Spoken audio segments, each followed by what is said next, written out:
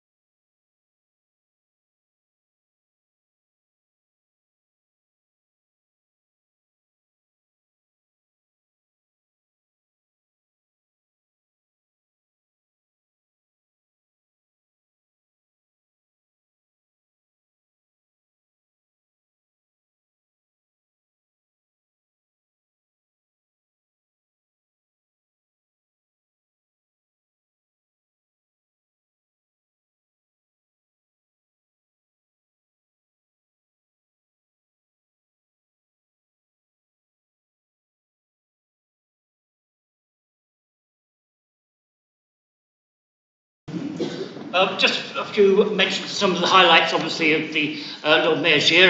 We had a wonderful Lord Mayor's procession. I think it's about 30,000 people turned up. It was very, very enlightening. Some of the other highlights of the year was the VJ 80th anniversary. And I met the Duke of Gloucester for the first time since 1979. I'm sure he left the meeting saying, "Oh dear, Paul Kendrick has aged a fair bit since then." But it was a lovely occasion and it was a beautiful service and a lovely event to attend. But I think my favourite of all this year was at the Eaton Park miniature railway, which they even have a special carriage for the Lord Mayor. So and I went there with my daughter, who's the Lady Mayoress, and that was really lovely. Thank you very much. Item 4, minutes. Minutes from the meeting held on the 25th of November 2025 are before the Council for confirmation. Are there any points of accuracy that need to be raised? No. Yes? No, thank you very much. I call upon Councillor Stannard to propose the approval of the minutes for the meeting held on November the 25th, 2025. Councillor Stannard. Formally proposed, Lord Mayor. Thank you very much. I call upon Councillor Galvin to second the minutes. Seconded, Lord Mayor. Thank you very much. We now vote on the matter. Those in favour? Thank you. It's unanimous, Lord Mayor. That's unanimous. You don't have to worry about against or abstentions. Those minutes are confirmed and we signed at the end of the meeting. Now move to item 5, public questions and petitions. We have received two public petitions, public questions and one petition. We will deal with the public questions first and then the petition.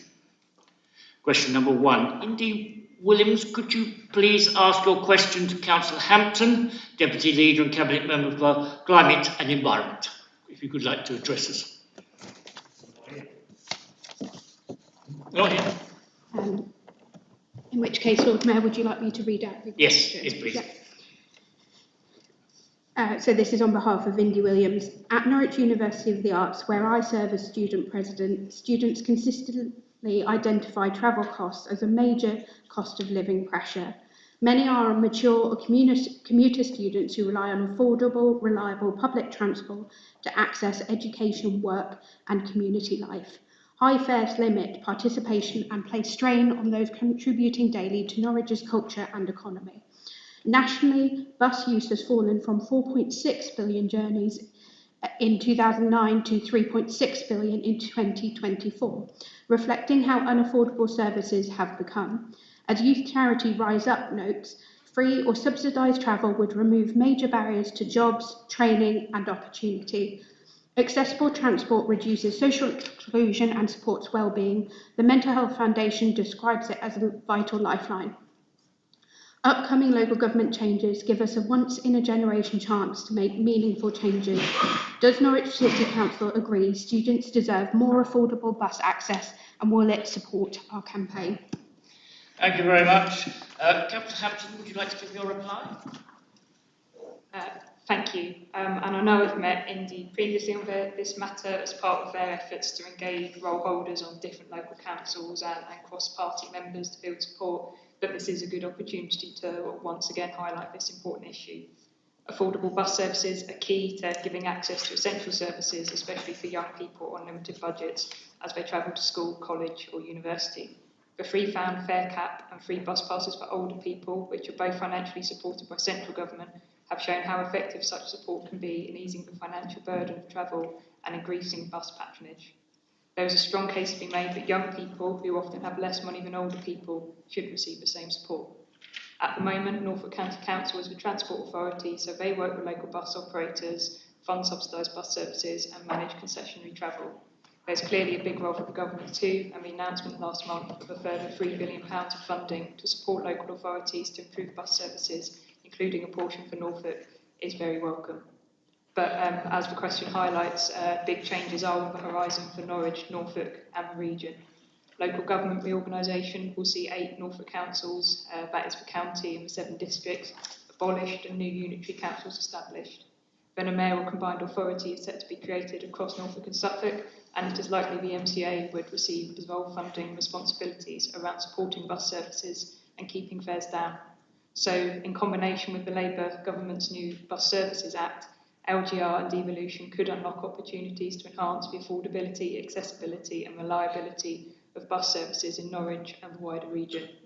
I hope that whatever the outcome of LGR, there is sufficient funding available to extend free or subsidised fares to young people, though I do also appreciate that not all students, especially postgraduate ones, for example, will be within the age brackets applied to tickets for young people. I know that previously newer UEA and other higher education institutions locally have worked with bus operators to ensure local youth officers can be extended to their students of all ages, so I hope this precedent can be built on.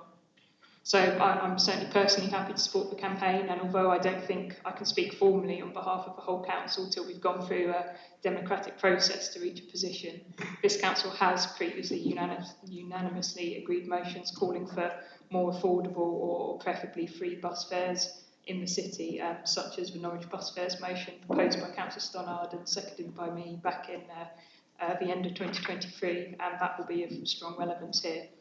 So thank you again for the question and for the wider campaigning and the newer student body have done on this topic.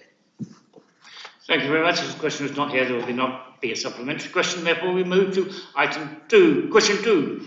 Mr. David Holmes, would you like to ask your question to Councillor Kidman, Cabinet Member for Culture and Wellbeing?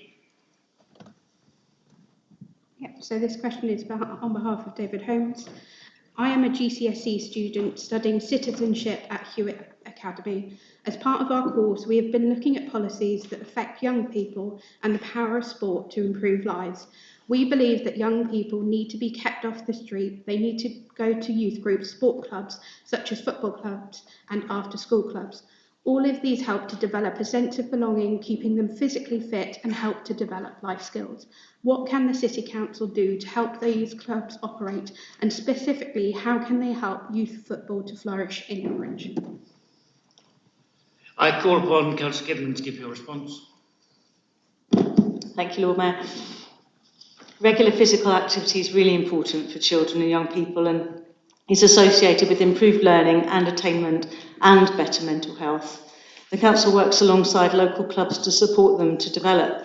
This can be helping with lease arrangements to secure tenure of pitches and supporting with grant funding applications to enable clubs to buy equipment and improve facilities. And the Council also works with partners, including the Norfolk County Football Association, Community Sports Foundation and Active Norfolk, alongside local clubs and groups to provide free and reduced cost sessions for young people. The Slowbottom Park project will deliver some of the best and most accessible sports facilities in Greater Norwich, including a new all-weather football pitch, a sports hub with a changing places facility, a multi-purpose pavilion with a cafe, public toilets and a community room, a new accessible destination play area, an upgraded BMX track, and significant improvements to pathways and landscaping. And just to add that I'm heartened to hear that David understands that participation in sports is not just about the skills and talent intrinsic in sports, but also about the life skills, camaraderie and the sense of belonging. Thank you. Thank you very much. The question not being here, there will not be a supplementary question. Before we move to petitions, I received one petition. This is presented by Marlon Mould. Would you like to please present your petition? Thank you. This petition is a follow-up to a public question I asked this council last year. I did not receive a particularly satisfactory answer on that occasion, and my dissatisfaction has only grown. I will read in full the text of the petition, and then I will speak briefly on its significance. In 2022, Labour-run Norwich City Council unanimously made promises to its trans residents in the motion supporting the transgender community. As of July 2025 and January 2026, many parts of this motion have not been implemented. For example, the trans-specific support services page on the council website and the neutral honorific on council forms. These are not difficult to bring in. Norwich is the third most trans city in England and Wales, and the Labour administration at City Hall is failing our trans population. They have declared that they support trans people, but so far it seems like mostly lip service with little or no action. As a matter of urgency, the entirety of the motion must be implemented. Councillors, it is not an easy time to be transgender. We are denied simple dignities such that our mere existence casts us as firebrands. The Lemkin Institute for Genocide Prevention and Human Security has raised a red flag alert on the state of trans rights in the UK, saying that government and media alike have fuelled hostility and that there is a broad process of erasure in progress. The Supreme Court ruling of nearly a year ago has enabled the annihilation of trans people's rights and safety far beyond the changes actually outlined as necessary to ensure legal compliance, as well as increasing the risk on cis women, the reduction of which was ostensibly the argument for adjusting the interpretation of the Equality Act. I recognise, however, that these are events and processes over which a city council, even one of the same party as the government, has little control.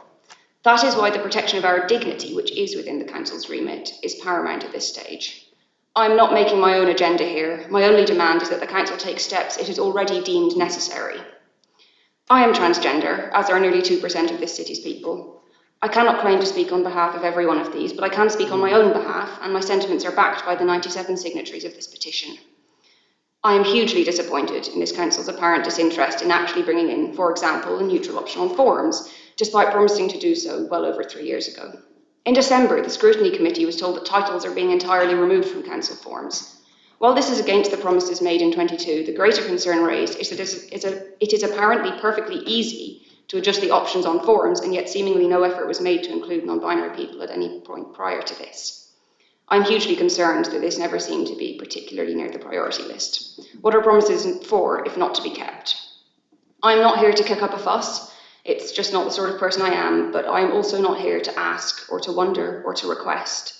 It is unacceptable for promises made more than 3 years ago to still be unkept. And so my final statement, the title of my petition, is closer to a demand. Norwich Labour must act on their promises. Thank you very much.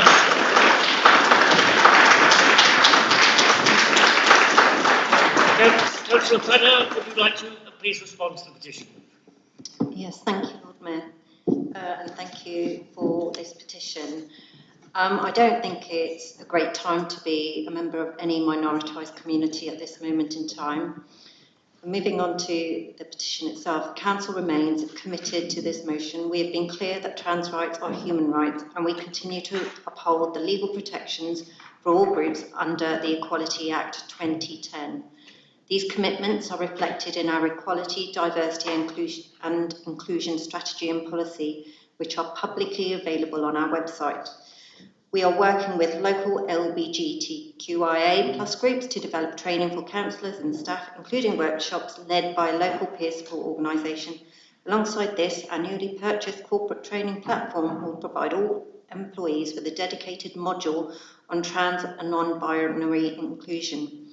These actions deliver the commitment in our EDI action plan to refresh EDI training and strengthen understanding of trans and non-binary communities. The Council marks International Trans Day of Visibility and Trans Day of Remembrance each year, flying the transgender flag on both occasions and the Progress flag at Pride. We have reviewed all Council-created forms to ensure they are as inclusive as possible. Our standard approach for online forms is, however, to remove title fields entirely. Around 250 forms are being updated in phases, with completion due by March 2026. That said, some forms supplied by external providers still includes titles without the MX or gender neutral option. We have formally requested changes from those suppliers, though we cannot compel them to amend their systems. We continue to encourage inclusive practices across the organisation, including the use of pronouns in email signatures and on Microsoft Teams, supported by internal guidance and staff communications. On homelessness, our services are designed to be fair, transparent and accessible to all residents in housing need. While we recognise the particular vulnerabilities faced by some groups, our statutory duties require us to apply our policies consistently to ensure equity for everyone. Following the 2022 motion, the Council also sought a briefing for members of the Norfolk Health Overview and Scrutiny Committee are resolved. This was provided through an updated Health Watch Norfolk report. Finally, we have improved signposting to support services for transgender and non-binary residents. A dedicated web page was launched last summer, directing people to local peer groups, health and wellbeing services, youth support and national networks. We remain committed to delivering these actions in full and to ensuring that every transgender and non-binary resident knows that Norwich is a city where they are respected, supported and valued. Norwich is proud of its diversity, and we will continue working to ensure our city remains a welcoming and inclusive home for all who live here. Thank you. Thank you very much. We move to item 6, portfolio holder updates. I will now ask each Cabinet member to provide a brief update on their portfolios. Councillor Stannard, if you would like to provide your own personal update, please. Yeah, thank you. Mine will be very short. Most of my time since the start of this year has been devoted to dealing with LGR issues, and we will be discussing those subsequently. So I'll cover those issues at that time rather than take up people's time here. Thank you very much. Councillor Hampton, sorry. If you would like, if Councillor Hampton would like to provide your update, please. Yeah, thank you, Lord Mayor. And firstly, I'm really pleased that we were able to formally adopt the Council's Climate Responsive Norwich programme at Cabinet last week, which is replacing the previous environmental strategy This document sets out the scope, solutions and work streams required for us to meet our climate goals. It's an umbrella document with 5 more detailed plans being required to sit underneath it. 2 of these were already adopted, the biodiversity strategy and the sustainable warmth strategy, which sets out how we want to improve energy efficiency of homes in a way that doesn't increase costs for residents. And now 3 new strategies are being developed, which is a citywide action plan, a plan for the council's general fund and a plan for the council's housing revenue account. And each of these will have both a greenhouse gas mitigation plan and an adaptation plan. And the citywide strategy of these is the furthest progressed. We hope to be able to go out to public consultation on it in March. On parks and green spaces, a number of projects to enhance or introduce park and play facilities across the city are progressing really well. The refurbishment of Waterloo Park's much valued splash pad has begun, which will see it made even more accessible, water efficient and vibrant than before. The Chapelfield Park bandstand refurbishment is due to commence soon, which will restore this historic feature and deliver accessibility improvements. Work is also due to start in the next few weeks to refurbish the Jenny Lynn toilets, including storage space for the gardening group, 2 accessible toilets and blank canvases for artwork.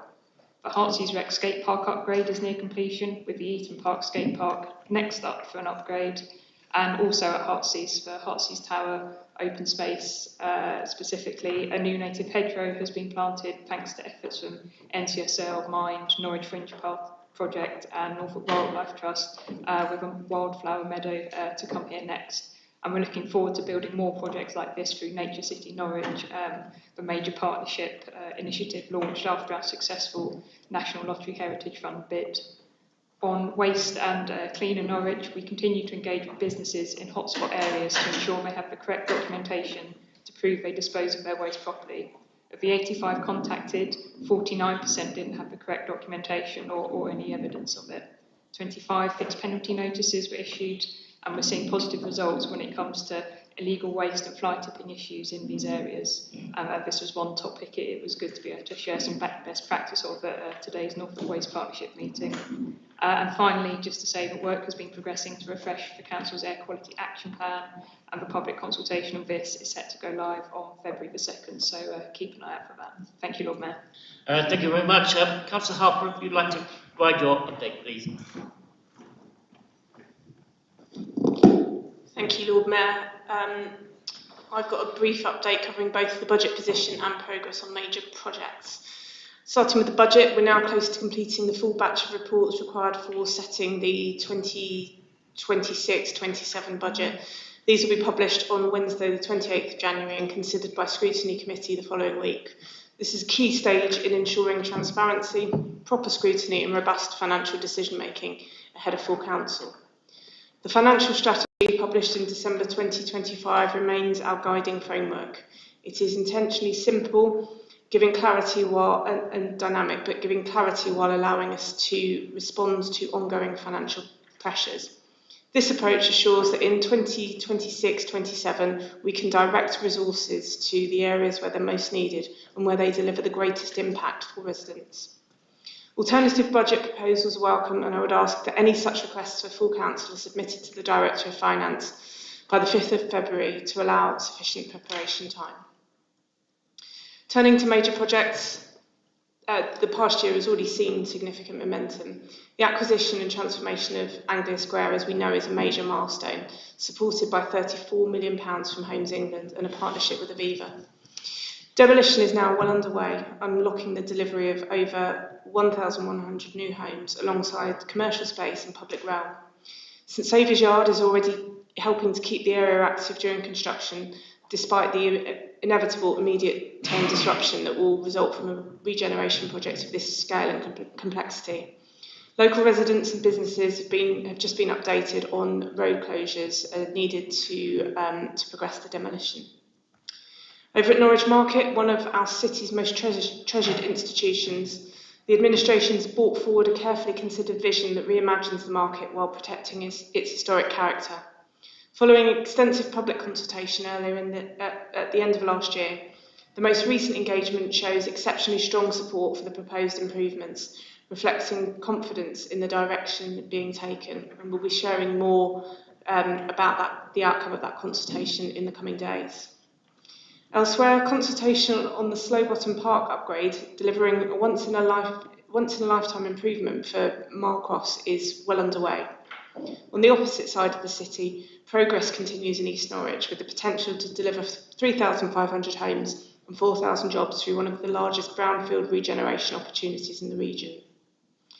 Alongside this, strong asset management has delivered over £4.3 million in asset sales since April, exceeding targets and strengthening the council's financial position.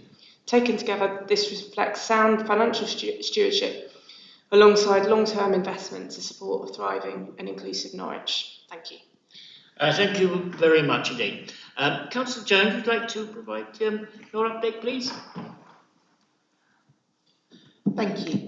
It's been a busy time in my portfolio, and I hope that you will generally receive the updates that I try to send out to give you an overview. I'll just focus on a few points. We continue with mobilisation of our 2 large capital programme contractors and hope to share details of their work programmes with yourselves and residents in coming weeks. We also have the fire door replacement programme well underway, and surveys are being carried out across the city and new fire doors now being installed. We also have had a visit from the Regulator of Social Housing as part of a planned inspection programme, which happens over a 4-year period. And the team have been incredibly busy meeting staff and tenants and reviewing 180 plus documents. And I hope to share feedback from them with you all later this year. I'd also like to thank officers for the exceptional work they put into this and their ongoing commitment to service improvement. In terms of private sector housing, I thought this was a good opportunity to update you on the motion I brought to you and about the work we're doing to improve this sector. We've completed an in-depth assessment of the private rented sector and HMOs, with looking at stock condition and pressures affecting both tenants and communities. We now know that Norwich has over 20,000 private rented properties. Although the final report is still being completed, I want to share some emerging findings that are significant. The sector has grown rapidly, expanding from 23% for housing in 2011 to 29% in 2025. In most 11 of 13 wards, the proportion of privately rented homes exceeds the national average of 19%. Our private rented sector also contains a higher percentage of properties with at least one serious hazard compared with the national picture. We estimate around 2,286 private rented homes in Norwich present at least one serious safety risk. Conditions in HMOs are more concerning, with serious hazards estimated to affect over 20% of these properties. Despite clear underreporting, antisocial behaviour incidents linked to HMOs are 3 times the rate of other privately rented homes. More than 10% of privately rented homes fall in the 3 lowest energy efficiency bands, which is a particular concern given Norwich's higher than average levels of fuel poverty. Taken together, these findings show and provide a very clear evidence base that a substantial proportion of HMOs and other privately rented homes are not being managed to a standard that protects either their occupants or the wider community. As I previously stated, and I know this council will back me on this, firmly committed to using regulatory powers to improve standards across the sector. Once we've got the full evidence base finalised, I intend to bring forward a report to Cabinet setting out options for additional measures for consideration and public consultation. We will continue to be committed to work with the tenants across this city. Thank you very much. Councillor Padger, try to provide your update, please. Thank you. I'll start with the progress we're making on our digital and customer improvements, which continues to play an important role in delivering the ambition set out in our We Are Norwich community-led plan. Our new website has now been live for some time and is performing extremely well. A large number of new web forms have already been reviewed and improved, and we remain on track to complete all web forms by March. This is making it far easier for residents to access the services they need quickly and confidently. We're also seeing strong use of the accessibility toolbar, which was introduced to support a more inclusive online experience. Early data highlights the most commonly translated languages and provides clear evidence that the website is helping us better meet the needs of our diverse communities. More broadly, we have now delivered 61% of the actions within our customer and digital strategy 2024 to 29. This represents significant progress, and I'd like to thank officers across the organisation for their continued commitment. Turning to our work on equality, diversity and inclusion, I want to highlight the critical role of equality impact assessments, which help ensure no community is unfairly affected by the decisions we take and that equity remains central to our services. Over recent months, our strategy team has strengthened the way EQIAs are used, raising awareness, improving the guidance and running training sessions. As a direct result, we've seen a 100% increase in completed EQIAs this year, which is a really positive shift. We also launched a new EDI champion scheme, bringing together 14 colleagues from across the council. These champions are developing specialist knowledge and offering hands-on support within their service areas, including helping teams complete EQIAs and embedding inclusive practice more widely. Finally, I want to highlight a community-focused initiative supported by our community enabling team. We are working with the Norwich Cycling Campaign and other local partners on a women's cycling safety audit of the city's cycle network. This work will involve a range of community groups and will help generate recommendations aimed at improving women's safety, confidence and overall experience when cycling in Norwich. Lord Mayor, members, and these achievements demonstrate the progress we're making both in modernising our services and in strengthening fairness, equity and inclusion across all areas of our work. I look forward to building on this momentum over the coming months. Thank you. Thank you very much. Councillor Kidman, if you'd like to provide your report, please. Lord Mayor, thank you. The restoration of the halls. The halls have been handed back to us following extensive restoration, and both St Andrews and Blackfriars look stunning. A fully accessible and flexible venue for community and professional use, they will once again play a central role in the cultural life of Norwich. We continue to support a thriving social enterprise sector across the city, and we're also committed to a programme of work to improve community cohesion within Norwich, including an approach to manage difficult conversations. The community cafe, Lionwood Cafe, at Pilling Park has now opened as part of a wider health inequalities programme co-designed with residents to ensure relevance and effectiveness. Riverside Leisure Centre has had a full centre review, which has led to extended opening hours and additional classes. The swim school programme has been extended, and the community offering includes a menopause support session, extension of the Big Sister programme, and the addition of the Good Boost programme. Through the UK Shared Prosperity Fund, the following has been funded, and this is by no means an exhaustive list. Homelessness prevention. Targeted support prevented the eviction of an ex-services resident facing significant challenges. A £1,000 intervention secured him stable accommodation, providing a safe environment from which to rebuild his well-being and financial stability. Business Encounter Schools programme. More than 1,500 children and young people have now taken part in employer encounters through Business in the Communities programme, giving many their first real exposure to the world of work, helping to raise aspirations. And finally, in this non-exhaustive list, Cleaner Norwich. The Cleaner Norwich programme is progressing through the replacement of 24 outdated bins in key shopping areas with 20 dual-cast 240-litre bins. I thank our officers and partners for making all this possible. Thank you. Thank you very much. Councillor Giles, would you like to provide your update, please? Thank you, Lord Mayor. I'm pleased to bring this update on planning and regulatory services, which demonstrates how this Labour-led administration is delivering sustainable economic growth, environmental leadership and strong public protection. Firstly, the CNC Building Control Board has approved its new business plan for 2026 to 2029.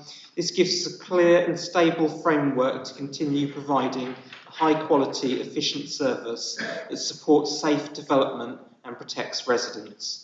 On environmental leadership, I'm pleased with the progress on addressing nutrient neutrality challenges.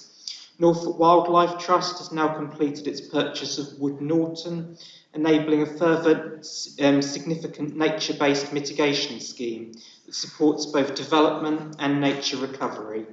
Through a staggered loan from the Norfolk Nutrient Neutrality Mitigation Fund, NEC Limited will purchase credits from Norfolk Wildlife Trust via Natural England, which are then sold on to developers.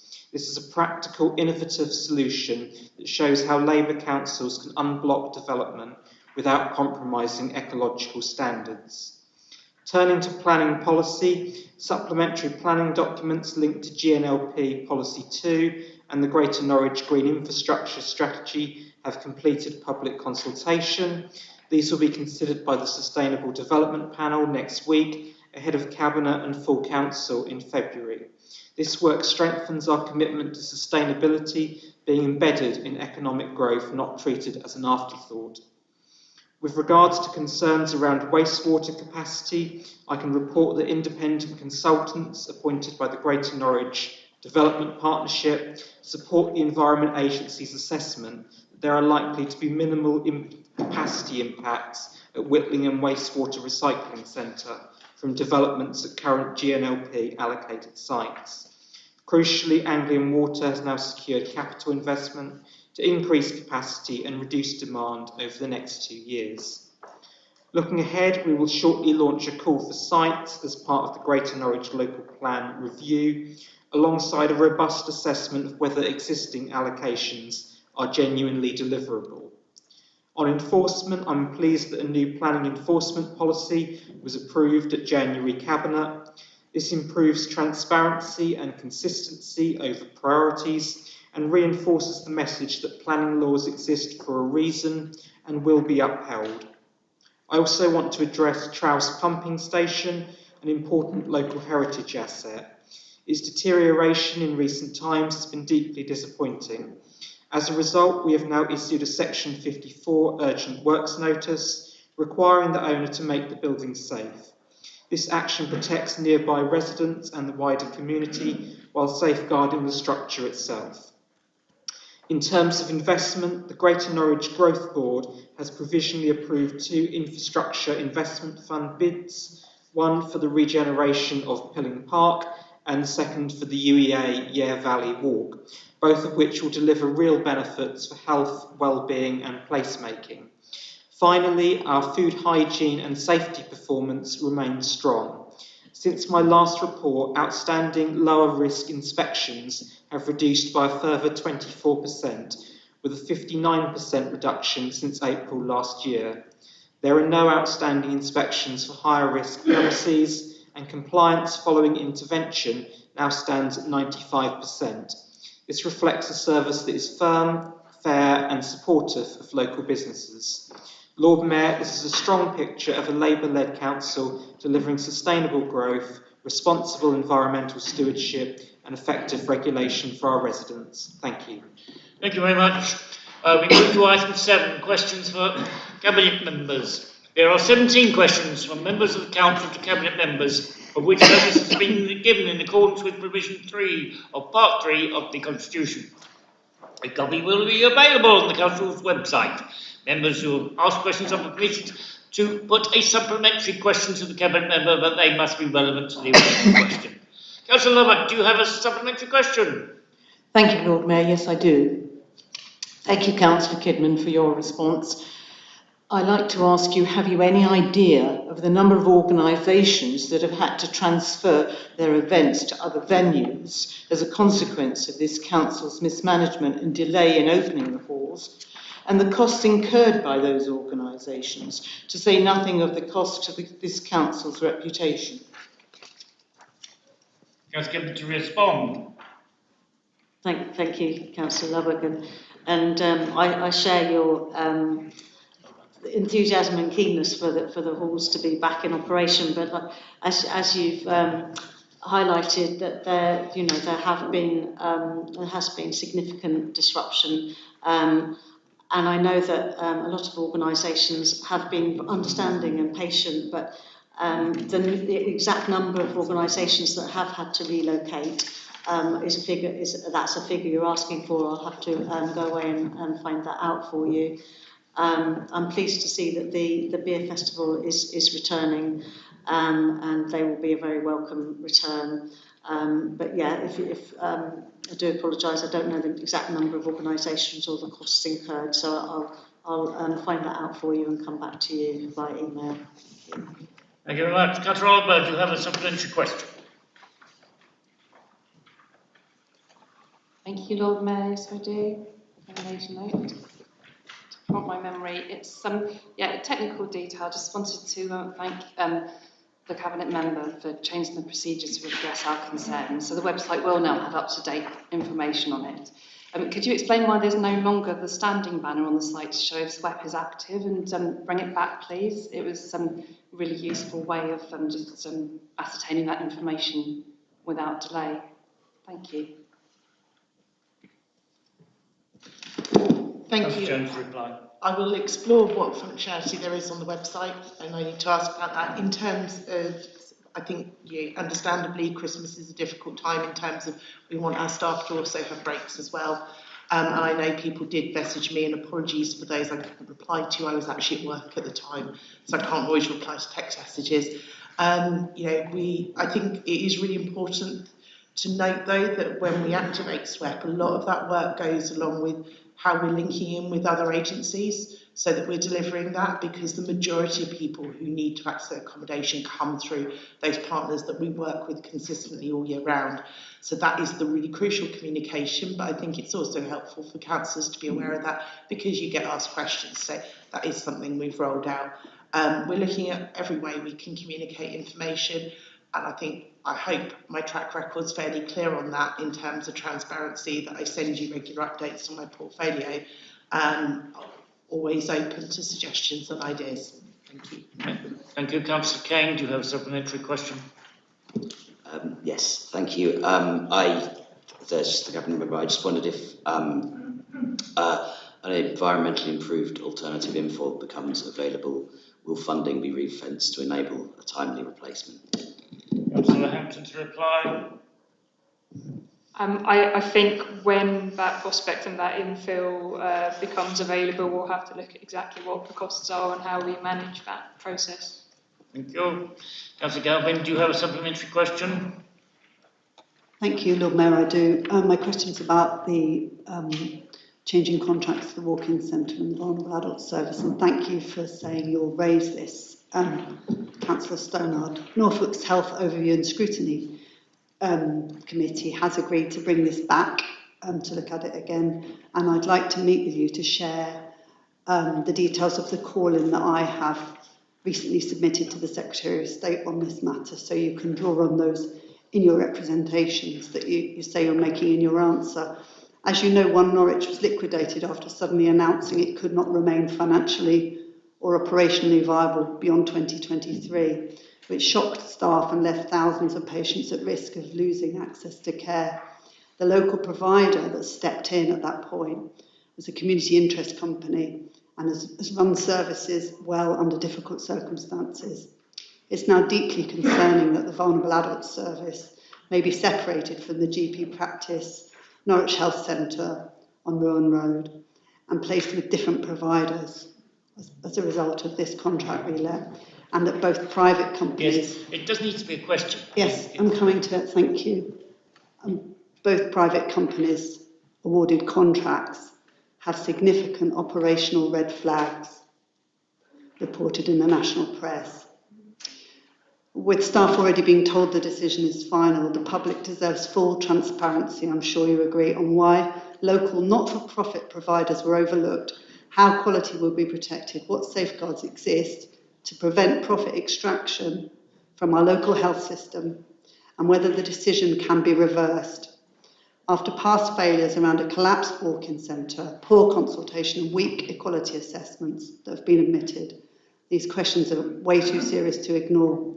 Will you meet with me to discuss the concerns in detail, please? Councillor Stonard to reply. Yes, of course. Thank you. Councillor Young, do you have a supplementary question? I do, yes, thank you, Lord Mayor. Thank you, Councillor Jones, for your recognition that the system has been failing for many years on your watch. To take this one example, multiple residents have had to live with the soul-destroying sight of smashed windows and the sheer frustration of continually reporting them, but to no avail. Councillors too have experienced these frustrations when trying to sort them out. Can you please tell me, how many historic jobs of this nature have you identified in your work to sort this out, and what the average delay time has been? Councillor James, reply. A little bit shocked there, to be honest. And I totally disagree with the premise at the start of that question. Under my time as portfolio holder, I believe I have been totally committed to a period of improvement. We have gone from a regulatory notice that was in place prior to me taking this portfolio over to that being lifted, to seeing significant improvements in our tenant satisfaction measures. Our compliance measures for this service have significantly improved. So I totally reject that question, and find that really insulting, because I give everything to this, and I find that really, really wrong. In terms of, we know that an area of improvement is communal areas, but we have focused on the basics to start with. Safe, habitable homes. Those are crucial to our residents' health and well-being. And that is why I have focused on compliance, on electrical safety, gas safety, lifts, water, things like that. We have been working on getting the right contractors in place. If you listened to my report earlier, talking about bringing new contracts in place, fire door, compliance, these things are about resident safety. So I totally reject how you have said that. I do work on improving communal areas, but I think people's actual homes that they live in were my first priority, and I think there's been a strong improvement in the period that I've been portfolio holder. And I wouldn't expect that. I would hope that there was a better standard of question from the opposition. Thank you. Councillor Fox, so question 6. Councillor Fox, do you have a supplementary question?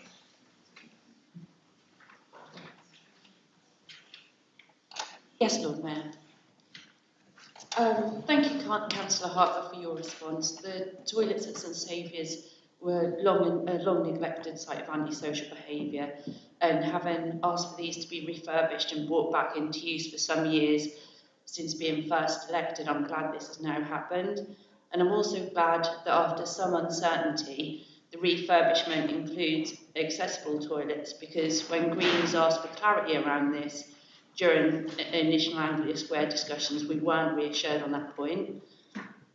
But some people who need to use the loo, such as some elderly people, for example, might not have a great lead-in time for actually needing to go.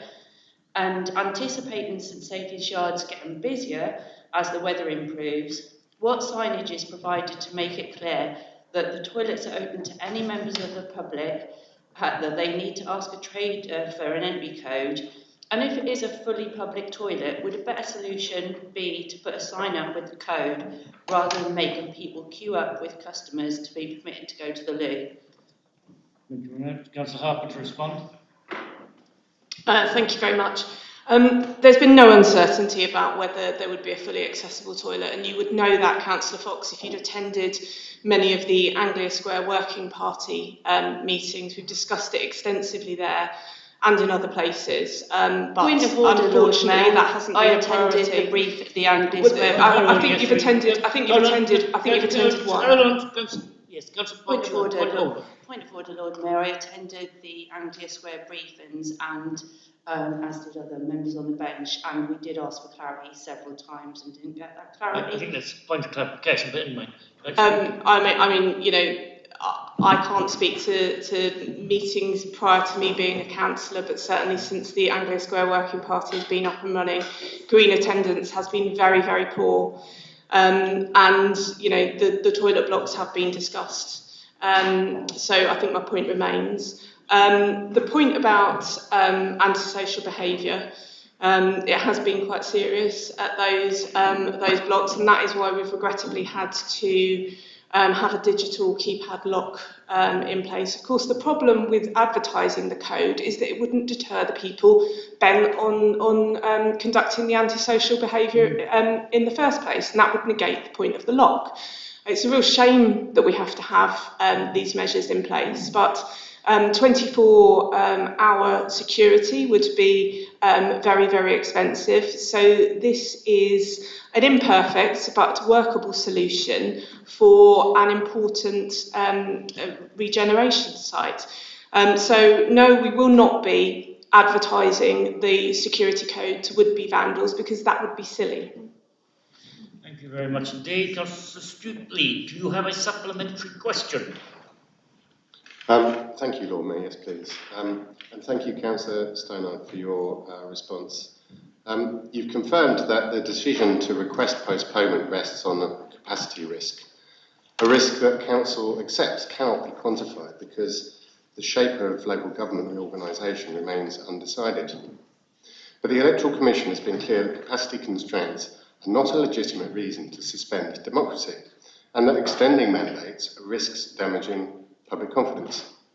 So what we have is elections postponed not because the risk is measurable and unavoidable, but because it is uncertain. In other words, democracy is set aside on the basis of unknowns rather than necessity. And as uncertainty increases while the LGR process progresses, the easier it becomes then to conclude that electors must wait longer still to have their say. Given the constitutional significance of postponing elections, will the leader commit to ensuring this council is given the opportunity to fully debate the motion before us today, that is 11C, rather than allowing such an important democratic issue to be passed without discussion? Thank you. Councillor Stannard to respond. Well, I have no intention of not allowing that motion to be fully discussed this evening. Thank you very much. Councillor Shamira, do you have a supplementary question? Yes, I do. Thank you very much, Lord Mayor, and thank you very much to the Cabinet member for the response that they gave. Given the growing, and it has been a growing number of complaints which I and other councillors are receiving on this issue of basically contamination of food waste bins, and complaints that it's been done on almost spurious reasons, will the Cabinet member commit to reviewing how contamination decisions for food waste are being applied by the service provider, and how residents are informed at the point of rejection to ensure that the system is fair, transparent, and ensures that residents know what is causing the rejection, please? Councillor Hamilton to respond. Thank you. I'm certainly happy to go away and talk to officers about their understanding and what that might look like, but having not seen the same cases you have, it's very difficult for me to kind of understand what those spurious, I think the word you use, sort of reasons are. So happy to have some more dialogue on this. Thank you very much. Councillor Wally-Smith, do you have a supplementary question? Yes, I do, Lord Mayor. Thank you very much. Given the Cabinet member has made the Council a national laughingstock with his approach to pigeons at the market, every day new headlines, AI videos on the Council's war on pigeons, now over 3,500 signatures on a petition against this Council's approach, can the Cabinet member confirm with a simple yes or no whether or not humane control solutions were ever actually considered in the development of the Council's approach? And again, a yes or no will be fine. Thank you. Councillor Hampton has the right to respond properly, not to be just asked to say yes or no. I'm afraid I didn't hear the last part of the question, but I think I got the gist. I think the only people that have made the council a laughingstock are the people opposite, who so rarely fail to turn up before meetings. And welcome, by the way, to most of the members for Thorpe Hamlet. Good of you to join us. I am aware of the petition about the hawk. Of course, I am. Of those 3,500 signatures, approximately 350 or so are people that actually live in Norwich. The comments we've had in favour of pigeon deterrence, both in terms of the market consultation, in terms of trader engagement, and in terms of the conversations we've had with businesses in the city centre, are overwhelmingly in favour. I'm very proud of the fact that we are responding to trader sentiment. I'm very proud of the fact that we have tried a number of initiatives to deal with this. I think it's very regrettable indeed that there are a handful of people that persist in feeding pigeons in an unsuitable place. I think there are many, many options for feeding pigeons if you so choose. I feed pigeons myself in my garden. But next to a market of 190 stalls, approximately half of which are food stalls, in my view, and in the view of the overwhelming majority of market traders, that is not an appropriate place to feed them. You can laugh all you like. The only thing that is funny is your attendance record, frankly. And I think it's about time you took the job of being a councillor a little bit more seriously. Thank you very much. Point of order, Lord Mayor. I don't recall anything in my question being about attendance. Sorry. Yeah. Well, as I said, you can't limit people to saying just yes or no. It's a bit like saying, have you stopped beating your wife, yes or no? So I think Councillor Harper is entitled to give a full reply in her opinion. Councillor Hogner, do you have a supplementary question? Thank you, Lord Mayor. Yes, I do. So I'd like to thank Councillor Hampton for her response. And my question was about the ethical advertising strategy that this council unanimously agreed to develop back in 2021. Today, 5 years later, all there is to show for is 5 paragraphs telling us nothing has been done to develop the strategy and nothing will be done now due to local government reorganisation. So this is where the long grass meets the end of the road. So my question is whether you could please clarify how much officer time and resource the development of this long-promised ethical advertising strategy would have taken, and how this time and resource will meaningfully be redeployed to serve local government reorganisation. Could you please also provide reassurances that local government reorganisation is not being used here as an excuse to basically cancel a democratically agreed project that is already 5 years overdue? Thank you. Councillor Hampton to reply.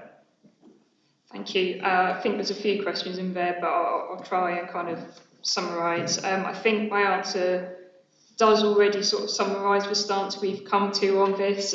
Some work was looked into the prospect of, firstly, increasing our advertising offer and revenue, and alongside that, doing an advertising and ethical advertising strategy. As the answer says, at the moment we have one contract with Bauer for the bus shelters, so it's quite clear to see that the benefit from developing a strategy, and to do so properly would take officer time and effort and resource. That cost-benefit analysis is really quite straightforward. This stands, especially now we move into LGR, so that project to potentially review and increase advertising revenue it's just not a priority work stream. So we've been quite transparent in the context of 2026, where we are 5 years on, and against the backdrop of LGR, this isn't something that can be a priority for us. Thank you very much. Councillor Catt, do you have a supplementary question? Yes, I do, Lord Mayor, thank you. Given that Donald Trump is now also considering cancelling mid-term elections, like we are seeing here in Norwich, will the Cabinet member or the Leader of the Council comment on how they feel about being on the same page as Donald Trump when it comes to maintaining democratic legitimacy through scheduled elections? No, I wouldn't. Please answer that question. Thank you very much. Councillor 12, question 12. Councillor Knight, do you have a supplementary question? Thank you, Lord Mayor. Yes, I do. Thank you, Councillor Hampton, for your response, and a big thanks to officers for their quick work on this. They moved the inaccessible bin within days of my inquiry, but it does give us some more questions to ask. What kind of access assessment is done when bin locations are decided, and how could this one have slipped through the cracks, considering how easy it was to solve? Thank you very much. Councillor Hampton to respond. I'm happy to discuss further with officers what that process looks like, and apart from your public question, this was the first time this particular bin concerns reached my inbox. I wasn't involved in your original inquiry, so I'm not appraised of the details specifically in that case, so happy to take it away and get back to you with more information about it in due course. Thank you. Councillor Champion, do you have a supplementary question? Thank you, Lord Mayor. Yes, I do. Thank you, Councillor Kidman, for your response in relation to the charity and voluntary sector workers and their fears of intimidation and harassment across the city. In particular, could I ask if you could give some more specific examples of what Norwich City Council is doing to work with the charity sector to make sure that their staff feel safe about going about their work, please? Thank you very much. Councillor Kidman to respond. Yeah, as you'll have noticed, our approach is about maintaining open dialogue, building trust, and creating the conditions in which BCSE organisations can operate safely and confidently within their communities, and ensuring issues are addressed collectively rather than in isolation. As for specific examples, I think your question deserves a fuller answer than I can give you now, so I'm happy to go away, speak to officers and come back to you with some specifics, and then we can take it from there if that's okay. Thanks. Thank you very much. Now as to question 14, Councillor Bolton has sent his apologies, so there'll be no supplementary question. Question 15, Councillor Price, do you have a supplementary question? Yes, I do, Lord Mayor, thank you. And thank you, Councillor Jones, for your response.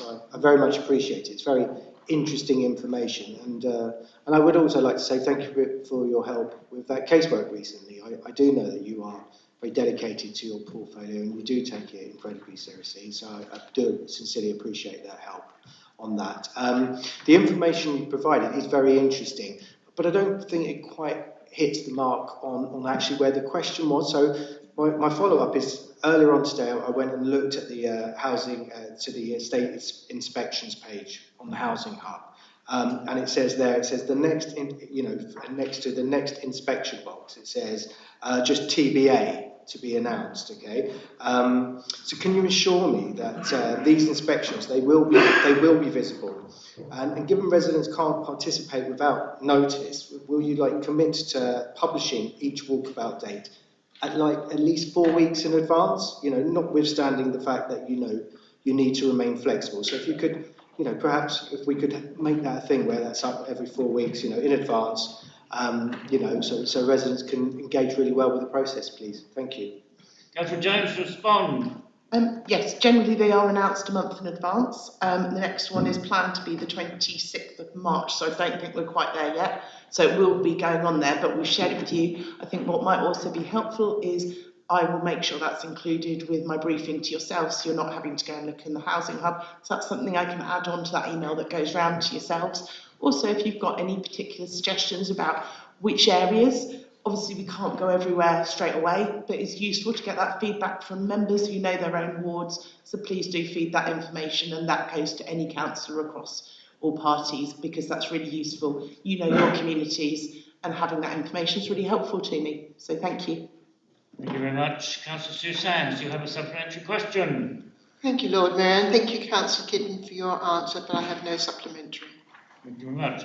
Councillor Ackroyd, do you have a supplementary question? Thank you, Lord Mayor, and thank you to Councillor Hampton for your really full reply. I think it's really important that people are aware that wood burners could be harming their health, even when they're using dry wood. And as you said, there is advice and information on the website about this. But could the council also use any other means at their disposal, for example, citizen and public information posters, to make sure that this message does get out to people? Thank you. Councillor Hampton to respond. Yeah, thank you very much for your question. Yeah, I think we'd be more than happy to explore some of those options. Information has gone out in Citizen in the past, but any further ideas, it's a good time to be looking at it. As I've already mentioned tonight, next week the Air Quality Action Plan is set to go out to consultation, and that has points within it about taking on communications, working with Norfolk County Council and other partners. So there'll be an extensive period there to feedback yourself, residents, anyone else, any ideas you have in relation to engagement, communications on these sort of topics. Thank you very much. We now move to item 8, draft calendar of meetings for the civic year 2026-27. I call upon Councillor Stannard to move this item. Thank you. This is the routine annual schedule of meetings which I formally move. Thank you very much. Councillor Hampton to second the motion, the item. Thank you, Lord Mayor. Formally seconded. Thank you very much. Councillor Galvin to respond. Thank you for this report, which we're happy to support. Thank you very much. Councillor Wright. Thank you, Lord Mayor. I think I'm going to break with the trend and actually say something on the report. Just a couple of points. I'd like to welcome the change to the timing of the Treasury Management Committee. I think moving that to 4:30 in the afternoon makes that much more accessible. So thank you for that. I'd also like to welcome the flagging of school holidays in the calendar and thank officers for taking those into account. But what I will just mention, and it's nothing that this council can do anything about, but the October school half term is an absolute mess. So we have a situation where this report reflects Norfolk's 1 week holiday, whereas some of the multi-academy trusts have 2 weeks each. Some go 1 week before Norfolk and include Norfolk's week, and some go 1 week after Norfolk and includes Norfolk's week. So there will be situations, I am sure, where some of our officers and possibly members will struggle for either side of those October dates because of the significant inconsistencies around school holidays due to, in large part, academisation. So that's wanted to say that. And I have a question, I don't know if anyone can pick it up. The report talks of the flags daytime meetings. It doesn't specify the time for the AGM of the council. I'm assuming that that hasn't changed. It's still going to be 3:30 when it happens. Thank you very much. Any other councillor wish to respond, to speak? No. Councillor Stoddart, do you wish to respond? Thank you, Lord Mayor. Thank you for your contributions. I'm not going to talk about academisation, but it would be a great deal easier if all the schools were managed by the same authority and had the same holidays, wouldn't it? And that's the very least of the disbenefits. I believe that the AGM is at the same time as usual. Yeah, I'm getting nods from here. I didn't think it had changed. So thank you very much, and we can move to a vote, I hope. Thank you very much. All those in favour?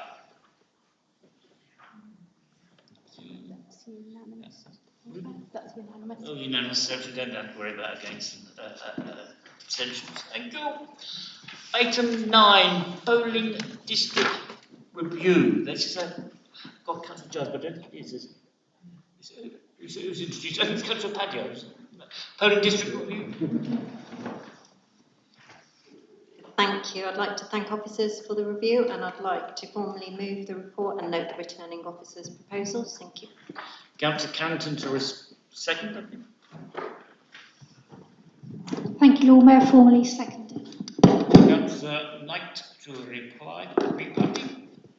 Yeah, I just want to take this opportunity as well to thank our officers who've worked very hard on this report preparing for elections. We often take democracy for granted and don't recognise all the hard work that goes on behind the scenes to ensure that we have regular, timely elections. We hope that the officers get the opportunity to run elections in these new boundaries that they've prepared, though since this report was already delayed by a year due to the 2025 county elections being cancelled, I'm sure we can expect to see this report again next year. Thank you. Councillor Wright,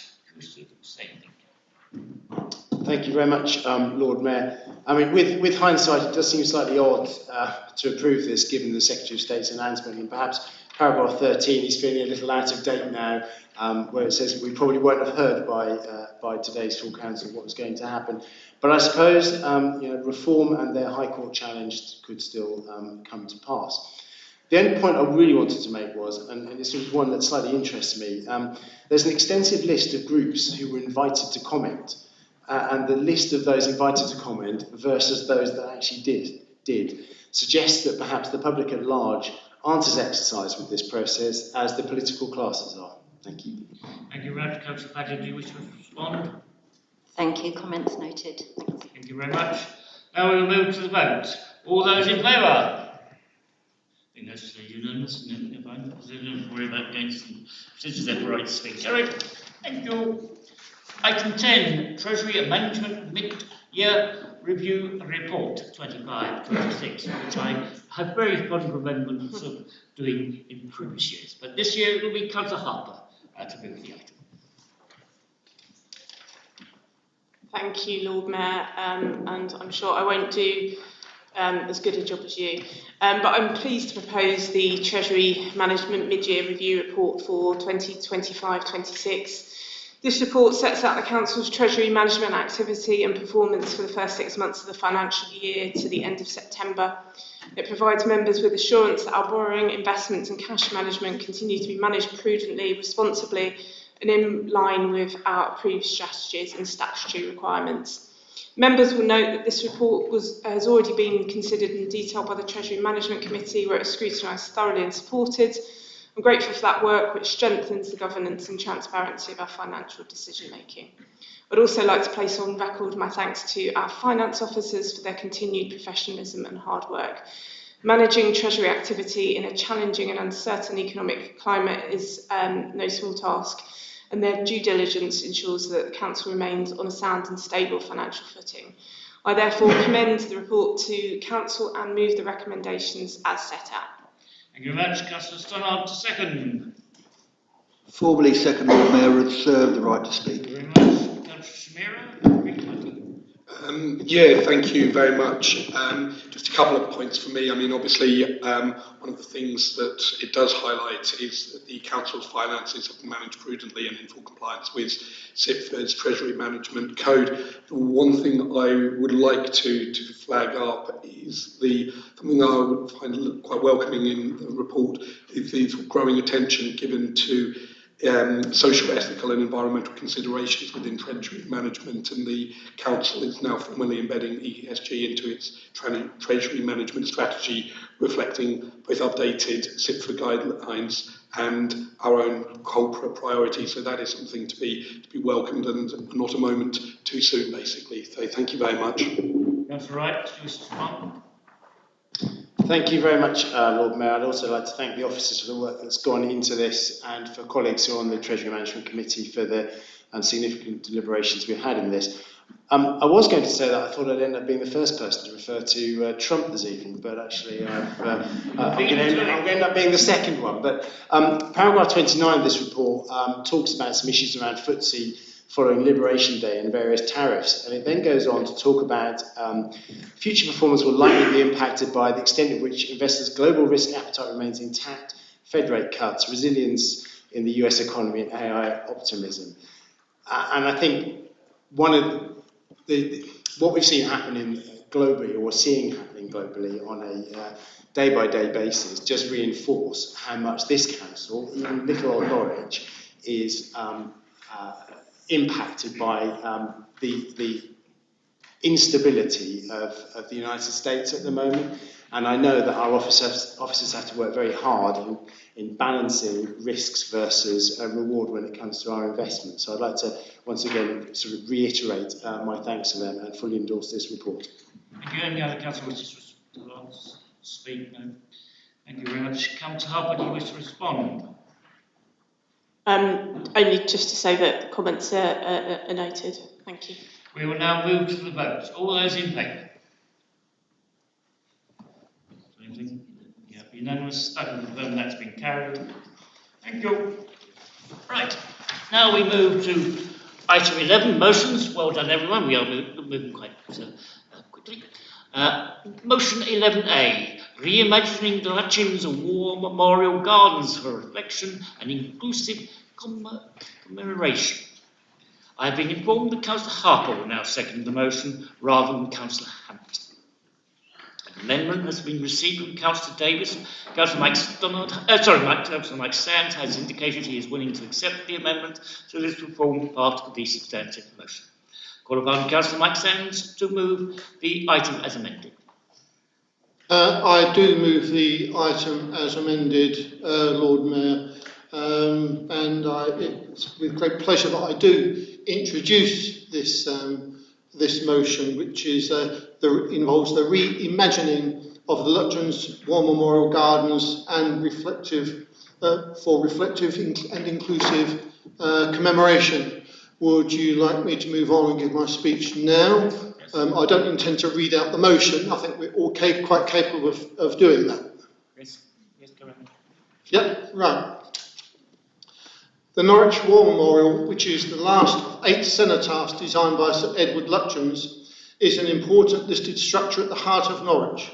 It has undergone a number of transformations, the last of which were major repairs to the Memorial Gardens begun in 2008 and completed in 2011.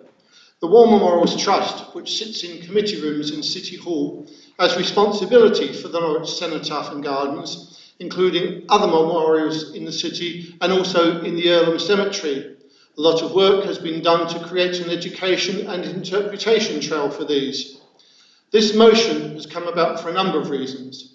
Firstly, I need to include recognition of service and sacrifice and a place of observance for other conflicts, which with no commentary on the rightness or wrongness of involvement includes Korea, Malaya, Borneo, Aden, Suez, the Falklands, Iraq, Afghanistan, and various other conflicts including Bosnia and West Africa. The second main reason concerns the general cleanliness and care of the Cenotaph and Gardens. There were concerned citizens prior to Remembrance Day last November worried about the state of the Cenotaph and Gardens. These are cleared and swept on a regular basis, but in addition to the proliferation of pigeon droppings, many people who rightly sit in the gardens to eat lunch sadly don't always dispose of wrappings or leftover food in a proper manner. These citizens were keen to play an active role in cleaning the Cenotaph, and for this they do deserve commendation. However, the memorial, which is a listed building, is constructed of Portland stone, which is quite soft and porous, the cleaning of which is a highly specialised process. Pigeons, topic at the moment, are to be found in almost any city centre. Norwich is no exception. However, some enthusiastic animal rights-minded people have taken to feeding the pigeons on almost an industrial scale. Currently, the number of pigeons are in the many hundreds, the droppings of which are corrosive to the stonework and also represent a health issue for the many food stalls engaged in food preparation and market patrons. The abundance of feed supplied for pigeons also leads to the arrival of ground-based vermin, adding to the unpleasantness and potentially serious health issues. As we discourage pigeons as humanely as possible, we ask all citizens and visitors to help in the care of the Cenotaph and Gardens by the removal of litter and waste. We look forward to reimagining both Cenotaph and Gardens in accordance with listed building status, with new plantings such as rosemary for remembrance, which grew in abundance in Gallipoli. Also, representation to recognise conflicts post-World War I and World War II. This could involve some public subscription, as was done originally for the Cenotaph at some stage. In closing, I've also suggested recognition in some way of animals at war, as in London, where there is a war memorial to animals, and also the Airedale Memorial at Carnoustie in Scotland. I commend the motion. Thank you, Lord Mayor. Councillor Harper, would you wish to second the motion? I'll formally second the motion, Lord Mayor, and reserve my right to speak. Thank you very much. Councillor Champion, that's to respond to the Green Party. Thank you, Lord Mayor. And thank you for bringing this motion to Council. I support the principle of maintaining and improving at Lightjohn's War Memorial Garden, and I acknowledge the importance of the site to veterans, families, and to the city. We're reminded each year on Holocaust Memorial Day, remembrance is not just about the past, but about the responsibility of the living to honour the dead, to learn from history, and to guard against forgetting. Memorials matter because they give physical form to memory, loss, and reflection, and because they ask us to pause. During my years in Norwich, the Memorial Gardens have altered greatly, and I'm reminded of the reopening of the gardens in 2011, which was most welcome. We must remember that the memorial is a listed site. Any changes must be handled with great care.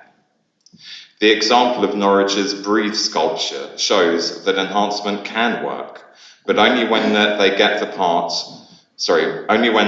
part of a long, carefully managed process with full consultation and respect for the original memorial.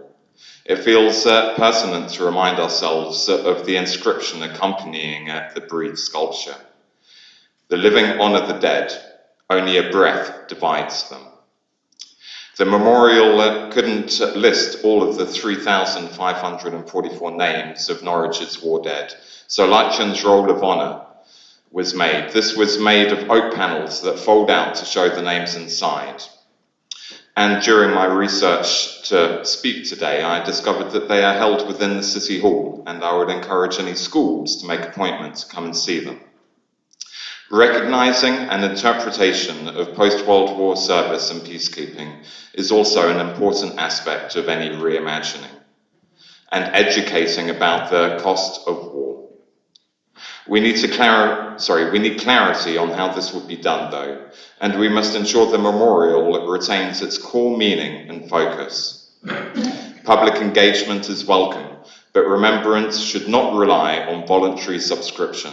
The Council has a responsibility to maintain civic memorials. We should not shift that duty onto the public. The motion refers to consultation, but I want stronger assurances that veterans and families will be involved from the earliest stages, not after the decisions have already been shaped. I support the intention behind this motion. I am aware that our colleague, Councillor Davis, attempted to amend the 6th resolution on fining people for feeding pigeons. However, now that a more reasonable and humane option has also been added to be put before Cabinet, namely that they investigate the use of contraceptives to help control the pigeon population, I am more comfortable with this motion and hope that the Cabinet can make the correct decision in their deliberation. The old adage comes to mind with relation to fining people. If the only tool you have is a hammer, you tend to see every problem as a nail. Thank you. Thank you very much, Councillor Ackroyd. Do you wish to respond?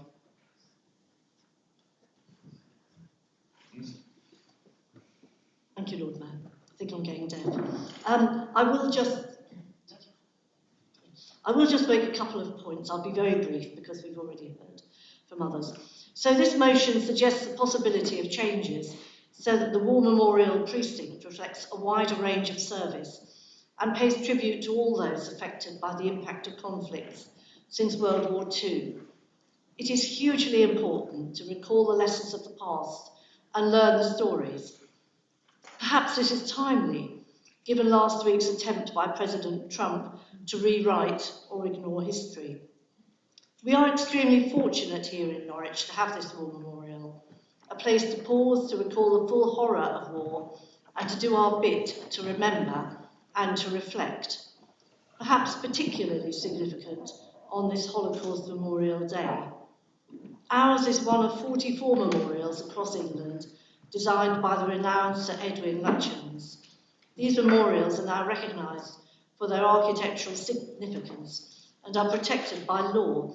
And our war memorials have been such a focal point throughout my life. In fact, I'm so old that I can remember when the flares were always lit, and I used to find it quite spooky as a small child.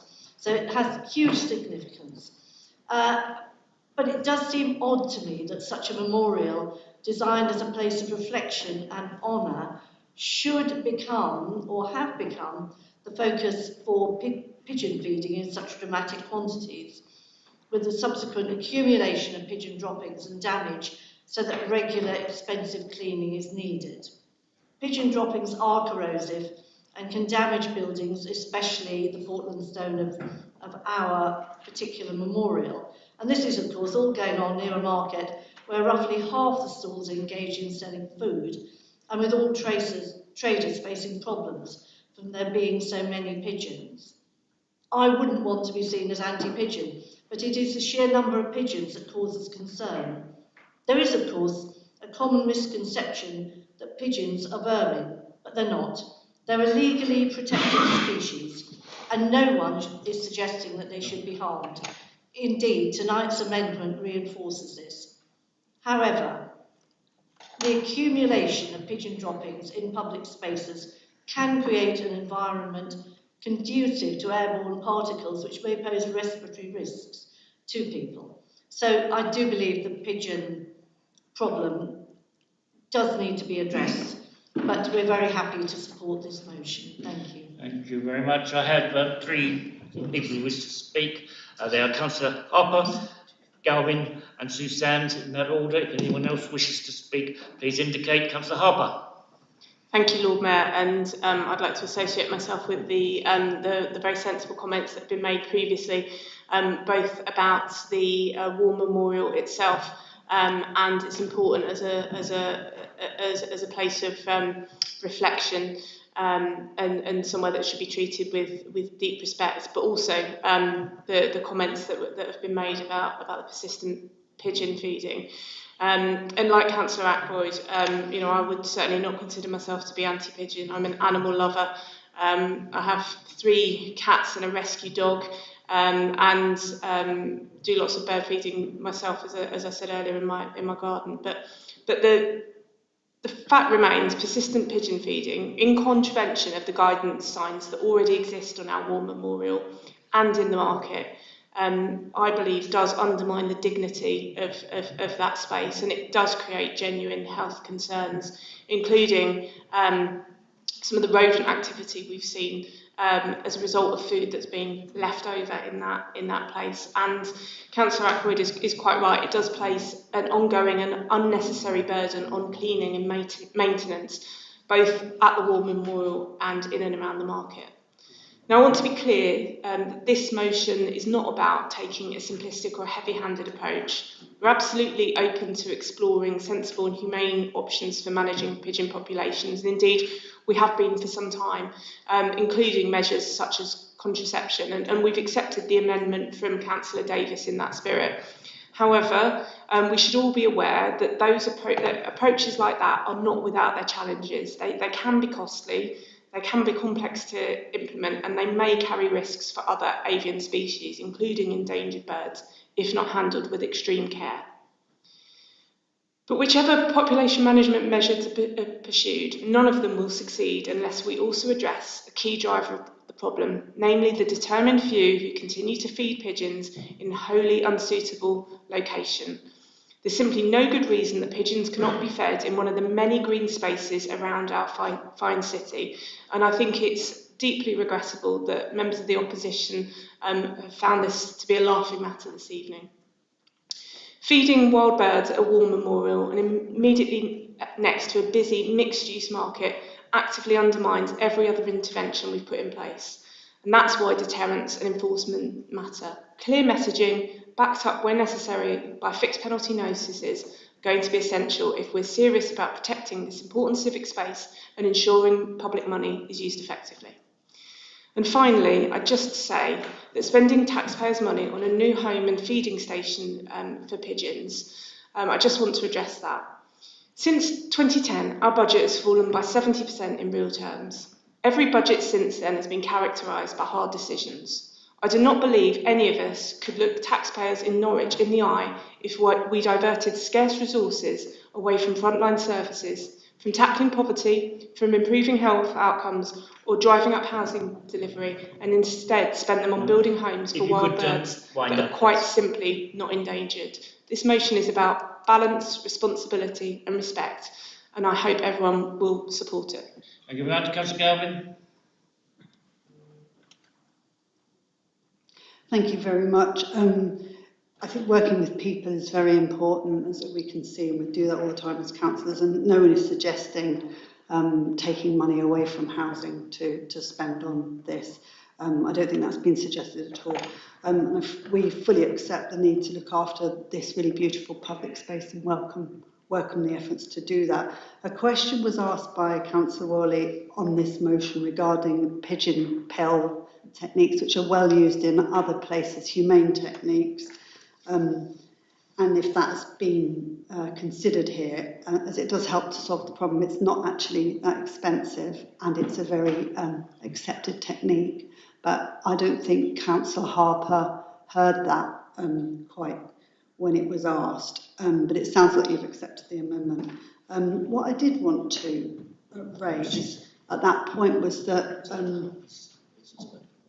We did have a strange comment from the Lord Mayor. Sorry, are you, just a second, are you making a point of order? I am making a point of order, Lord Mayor. I just want to, and I don't want to interrupt Councillor Galvin, but I just wanted to be very clear that we have been looking, and I did just say this, we have been looking at measures, including contraception, but they are complex, and the reason that it takes some time for us to explore these is because they aren't without other potential implications for other avian species, including endangered birds. So I just want to be very clear about this. We have been looking at pigeon contraception for a number of months. It has been looked at previously, but there are some challenges with it, including with nesting.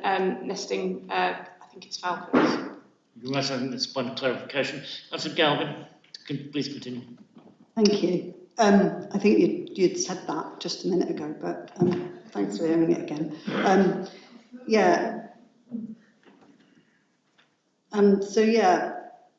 We're fully in agreement, obviously, with improving the War Memorial, dealing with the fouling, working with the market traders and working with the citizens of Norwich too. And I think those are all things that are possible to do. We don't have to get into a standoff like this about it.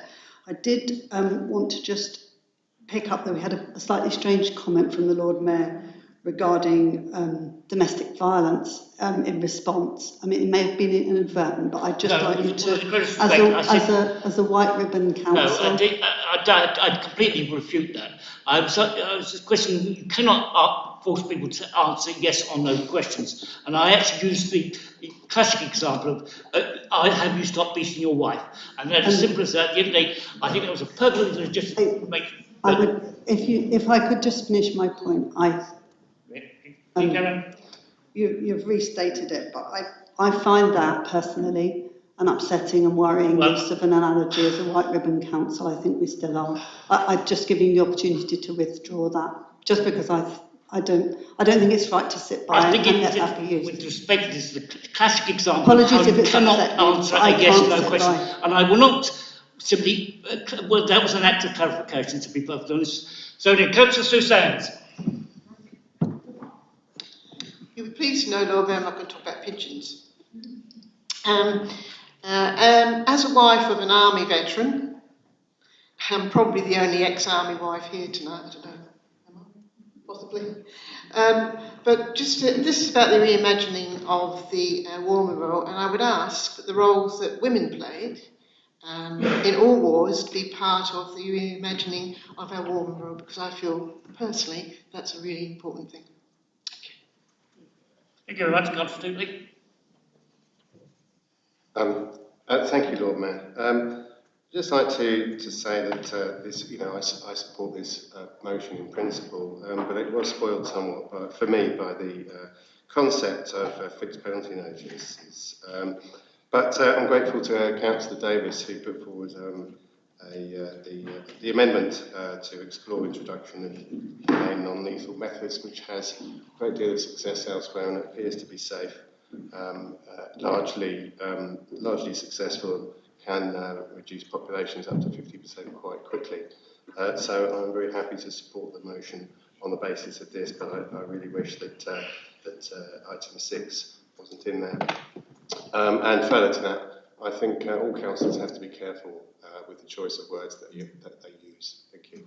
I think, as I made my point crystal clear, that was a classic example of how you cannot limit people to yes/no questions, so I completely refute some of the insinuations. Councillor Mike Sands, would you like to respond, please? Thank you, Lord Mayor, and thank you, councillors, for your contributions. I do take on board, in particular, the comments that Councillor Champion made, and I appreciate the research he's gone into this.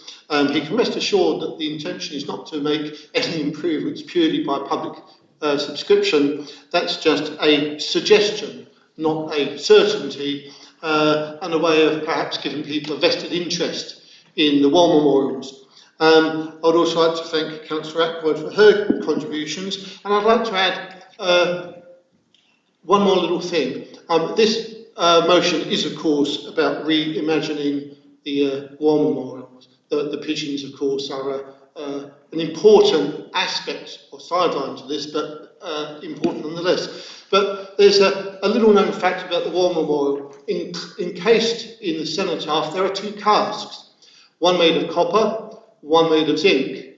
The copper cask contains a list of all the names of the fallen in World War I, and that's aside from the other memorial, which is just inside City Hall. The zinc cask, the contents of that are unknown, but I suspect you can possibly imagine what they might be. As I said, I'd like to thank everyone for their contribution to this, and I look forward to the success in passing this motion. Thank you very much. Thank you very much. We will now move to the vote. All those in favour?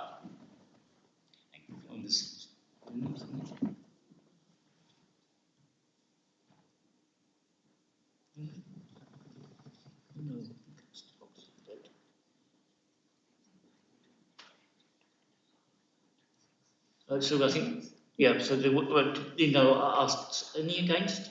Oh, no. Any abstentions? Thank you very much. That is carried. Motion 11B, enhanced paternity and adoption leave for council employees. Councillor Wally-Smith has amended his own motion, which has been circulated. This forms part of the substantive motion without discussion. Call upon Councillor Wally-Smith to move the motion. Lord Mayor, I should have declared an interest at the start of the meeting on this item because I work for Unison, representing local government workers, non-pecuniary interest, but I don't represent workers here at Norwich City Council. Thank you very much. Is that okay? All good? Yes. Yeah. Okay. Thank you, Lord Mayor. This evening I move this motion on enhanced paternity and adoption leave for second parents. It's a motion grounded in evidence, fairness and forward planning, and one that's personally important to me. I'm a father of 2 children. I was fortunate enough to work for myself when they were born, which meant I had the flexibility to take extended time away from work. I was able to be present in those early weeks, support my partner properly, and build a bond with my children that I hope will last a lifetime. But I also appreciate that the experience I had is not typical, and most second parents do not have that flexibility. Most are constrained by workplace policies, finances, sometimes workplace culture, and this motion is for them. At present, statutory paternity leave and second parent adoption leave in the UK is just 2 weeks paid at a flat statutory rate. For many households, that's simply not financially viable. According to the TUC, over half of families struggle financially when second parents take paternity leave. 1 in 5 are forced to return to work early because they can't afford to stay off, and nearly half can't afford to take statutory leave at all. It's likely that this has been the case for Norwich City Council employees in the past. The result is that nationally, 80% of fathers and second parents take 2 weeks or less of leave, and around a third take none at all beyond annual leave. That's not because they don't want to be present for their families, it's because the system makes it too difficult to do so. This matters for parents, but it also matters for children. Research from the Dad Shift campaign and UNICEF shows that when second parents take meaningful leave, children benefit from stronger emotional bonds, better behavioural outcomes, and improved school performance later in life. Those early weeks and months really do shape outcomes for years to come. There's also clear mental health benefits. Fathers and second parents who take meaningful leave are 19% less likely to experience anxiety or depression in the year following a child's birth. And shared parenting established early supports gender equality at home and at work and helps families function better overall. I want to be clear that this motion also takes cost and operational impact seriously.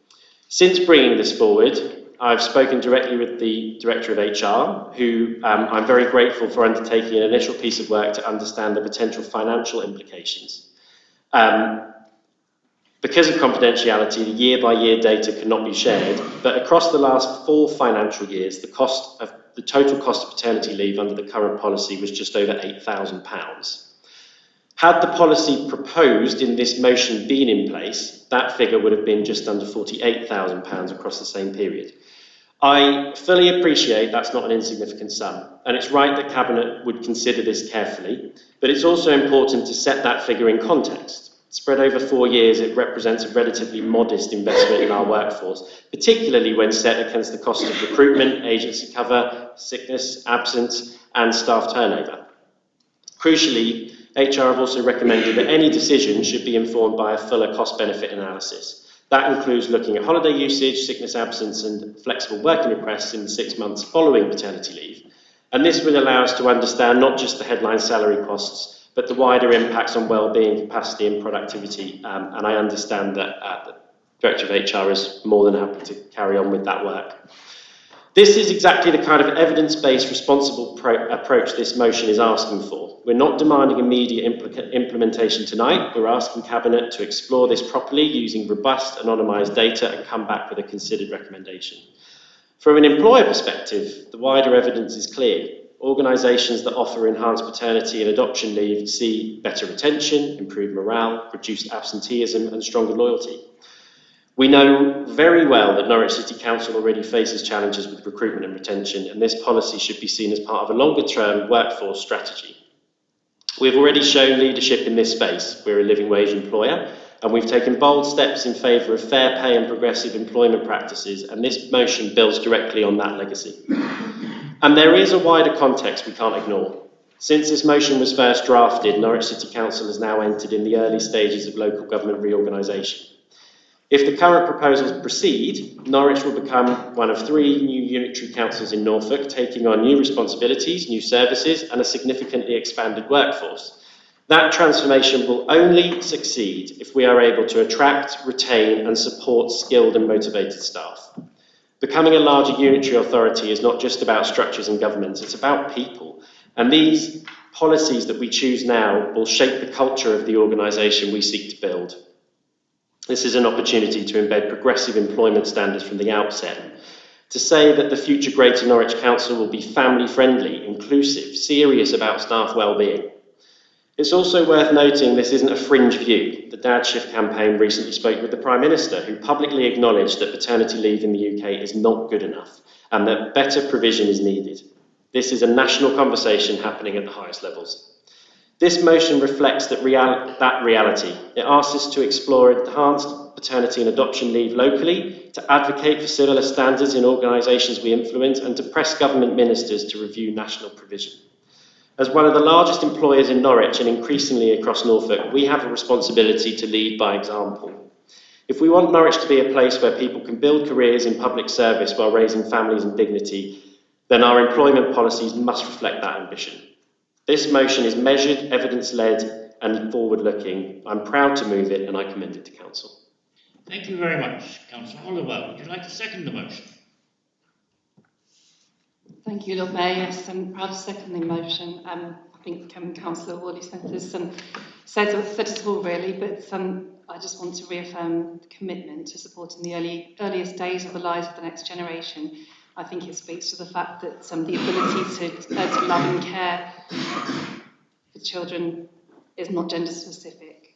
And I also feel that in the early days of having new babies or older babies for adoption, I think it becomes very clear to most people that there's a lack of support for families, new families, and there's a social expectation of doing it all. So I feel like the second carer or parent to have this extra time to bond with the family is also important. I think just finally it's the right thing to do, isn't it? It demonstrates our commitment to equality and equity. Thank you. Thank you very much indeed. That was very good of you. Councillor Padua, would you respond to the Labour Group? Thank you. Thank you for bringing this motion to our attention. An enhanced paternity and adoption policy fits the lives of officers in a modern progressive council. As of April the 6th, 2026, the UK is implementing major reforms under the Employment Rights Act 2025. These changes transform paternity and parental leave from earned rewards to immediate day one rights. Law has finally made paternity leave a day one right for everyone. At the start, the statutory pay is still only £194 a week, just over 3% increase from the current award. For many of our local families, that's not a choice to stay home, it's a financial impossibility. By enhancing our local offer, we are doing three things: supporting local parents by giving mums, dads and partners a real chance to bond and support their families without fearing bills, retaining talent. We want to be the best employer in the area, flexible, fair. Fair leave keeps our best staff from moving elsewhere. Fairness for all, it helps close the gender pay gap by making sure childcare isn't just women's work. Enhanced paternity and adoption leave is fit for modern day progressive council and for our officers. Thank you. Thank you very much indeed. Councillor Ackroyd, would you like to respond? Thank you very much, Lord Mayor. It's a very long time since my children were born, but I can still remember that feeling of really needing more support. So I think this is a hugely important motion, and the thing of increased, well, currently, begin at the beginning, currently low rates of statutory maternity and paternity pay do not offer parents flexibility, whilst the UK's 2 weeks of statutory paternity, second partner and adoption leave lags far behind most advanced countries, such as Sweden. Uptake is lowest amongst fathers and second parents on lower incomes who are least able to afford time off, while access to enhanced leave varies sharply across employers and sectors of industry. Thus, many fathers feel forced back into work. Shared parental leave, often the only way to take more than a couple of weeks, is a headache to understand, let alone apply for, and usually relies on the mother, usually, giving up part of her own leave. A growing body of evidence also suggests that shared parental leave has become the preserve of higher earners concentrated in the southeast of England.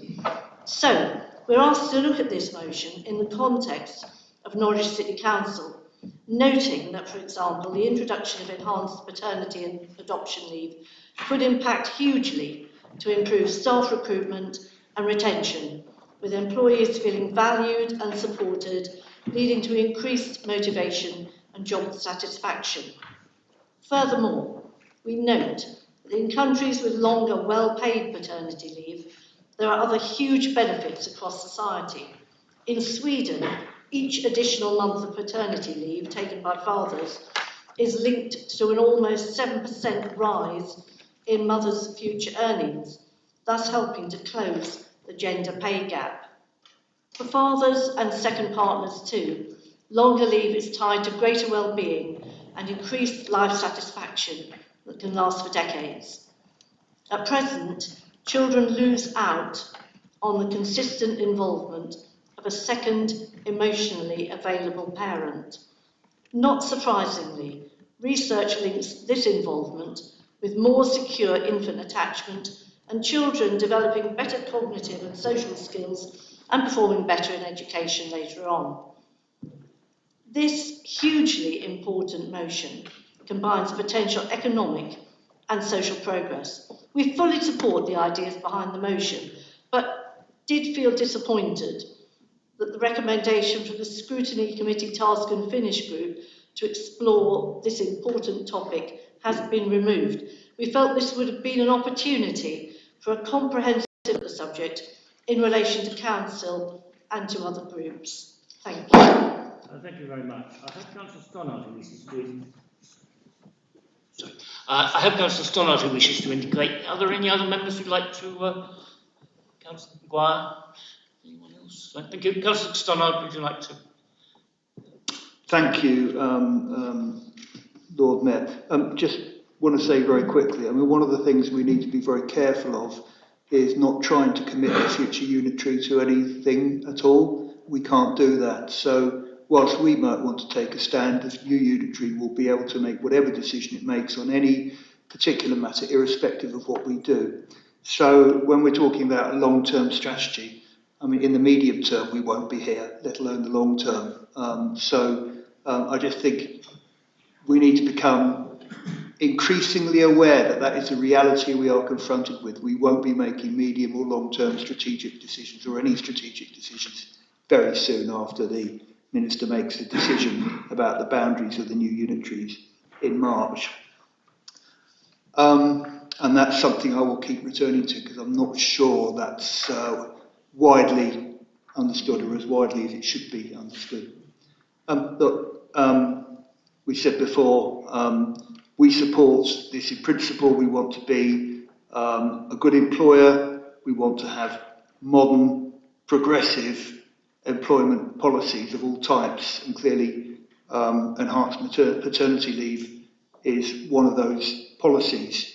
I think the motion includes a great deal of detail, and it's not always wise that such levels of detail, particularly when we're talking about something strategic, come straight to full council. I think it's often much better if those matters are considered in more detail in another place. And we've lost the ability of the task and finish group, and that we can't amend in order to achieve that, although I think that's something that would have been highly appropriate.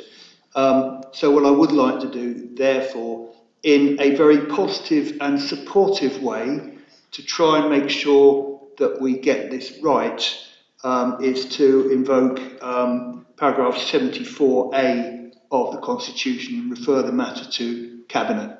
Thank you. Thank you very much. So it's seconded, is it? Is anyone seconded? Councillor Hampton, thank you very much. So I don't call on Councillor Maguire. Well, we're now discussing the particular item, whether it should be referred to Cabinet. Do you wish to talk on that, Councillor Maguire? I'll wait. Thank you very much. Anyone else wishes to debate that? Yes, indeed, Councillor. I just feel it's worth making the point.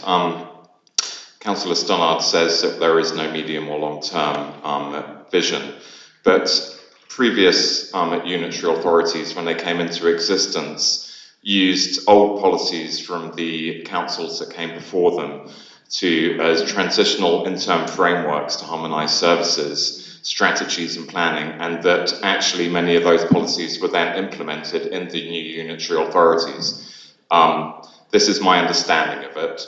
They're not going to draw everything up from a blank slate, and so therefore I feel that whilst we are here in this chamber proposing policies and trying to do good politics, we can therefore influence in the future when the new authority comes into existence. I just feel that's possibly a point that's being disagreed with. I see head shaking, but I feel it's a legitimate point. Thank you. Yes, Councillor Wallace, you'll be able to respond at the end. Thank you very much. Or no, you can actually talk about this procedural item. Yes, sorry, Councillor Wallace. Yeah, thank you, Lord Mayor. The first resolution of the motion is to request that the Cabinet explore introducing enhanced paternity leave and adoption leave for second parents. I'm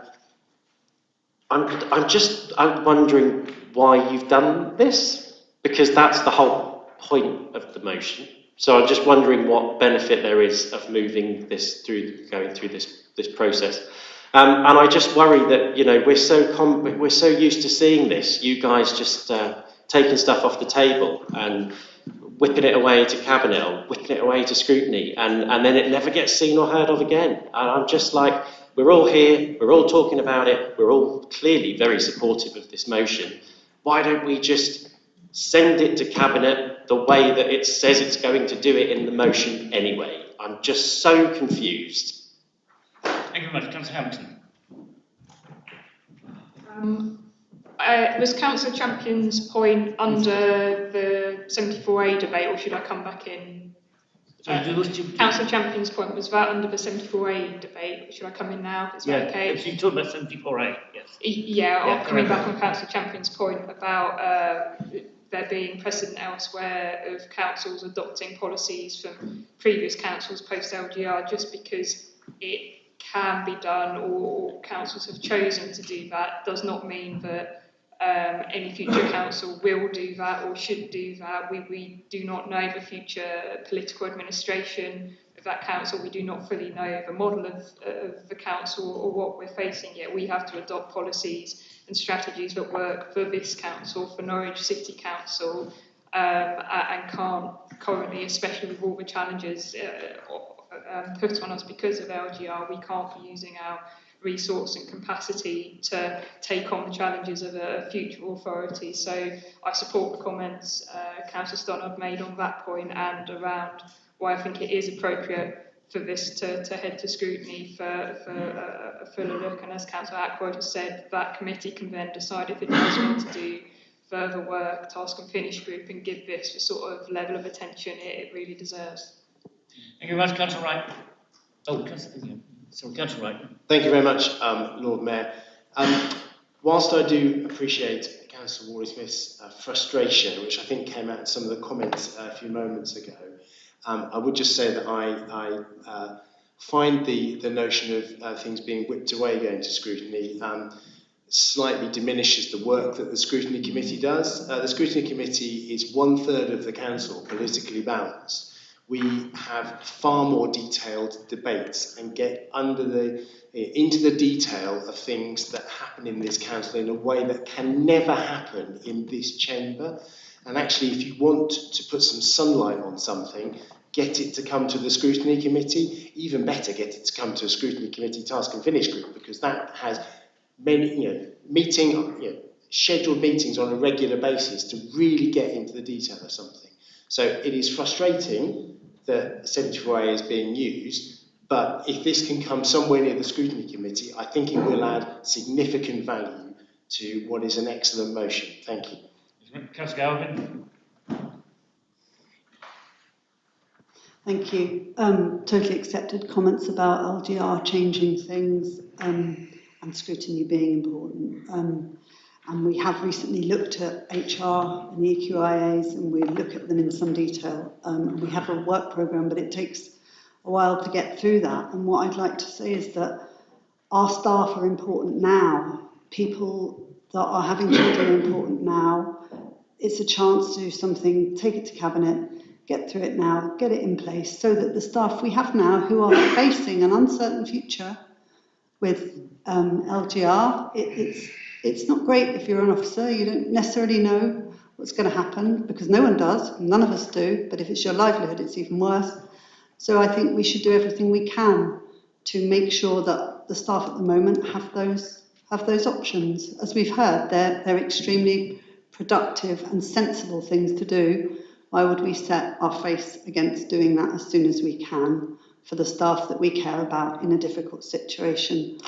I would like to see this long grassed, where in that memorable phrase where the long grass meets the end of the road. We don't want to see all the good ideas ending up there when we actually need this for our hard-working staff. Thank you. Councillor Maguire. Thank you, Lord Mayor. In support of the 74A suggestion, I think it's totally admirable, because the points I was going to make and talk were about some of the problems in the current wording. I'm concerned that it doesn't even consider thinking of our contractors, and I'm concerned that it wants the leader to write to other people to do things that, as of now, we do not do or would hope to do. And 74, the suggestion of taking it elsewhere gives an opportunity to kick these ideas around and put them into proper shape. Thank you, Lord Mayor. Thank you very much. Well, we go to the vote, I believe. Yes. Is there anything else? Oh, Councillor Jones didn't see. I'm sorry. Thank you. I suppose in support of that, I'd like to echo also the value of scrutiny, because I've been really privileged as a portfolio holder to bring a number of items to scrutiny over the last civic year, with some really important additions made. So I think I'd like to just support the value that has, and I don't like it being demeaned in this chamber. I also think I just want to add, I'm a bit concerned about when it's politically expedient, we're polite about our staff, but when we want to run down the housing service, and we have an enormous number of staff who work in housing, we're really insulting about what they delivered. That's fine earlier in the meeting, but now we're all for protecting our staff. I want to protect and support them all the way through. Please don't use them as political pawns. Thank you very much. Shall we therefore go to the vote? We're voting on the procedural motion, which is been mentioned, so let's refer it to the Cabinet, I believe. All those in favour?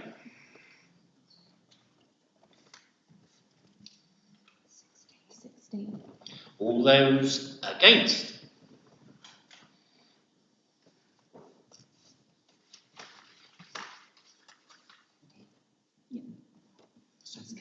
It's carried 16 to 15. Thank you very much indeed. Ends this motion, does it? Yes, thank you very much. In reference to the issue of short-term, medium-term and long-term, it always reminds me of one of my favourite quotes when John Maynard Keynes said, "In the long term we shall all be dead." Anyway, let's move on to... Oh, sorry, no, we're good, because we're actually past the 2-hour stage. So we move to... oops, just turn my page over.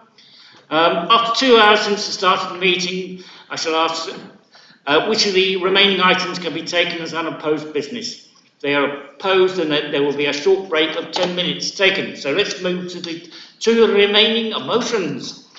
Is anyone opposed to the safeguarding local democracy motion? Yes, I think they are. Thank you very much. Can we therefore move to motion 11D, reducing air pollution for a healthier Norwich? Is everyone, no one wishes to oppose it? No, that is carried. Therefore, there will be a 10-minute adjournment. Then we will come back and discuss item C. Thank you.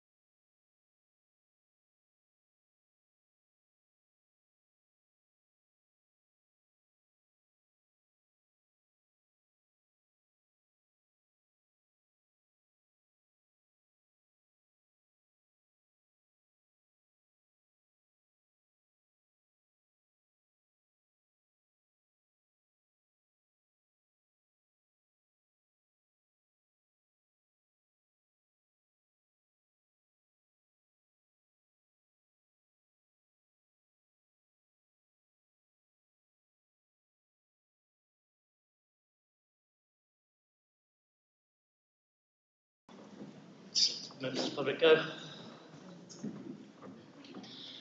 Motion 11C, safeguarding local democracy in Norwich. Councillor Stootley has amended his own motion, which has been circulated. This forms part of the substantive motion without further discussion. I call upon Councillor Stootley to move the motion.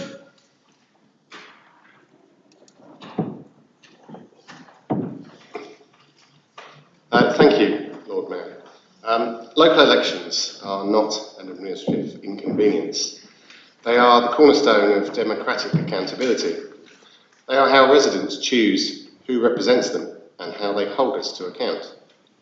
That is why postponing elections should only ever happen in genuinely exceptional circumstances. Not because it is easier, not because capacity feels stretched, and not because the future feels uncertain. This motion is grounded in that basic democratic principle.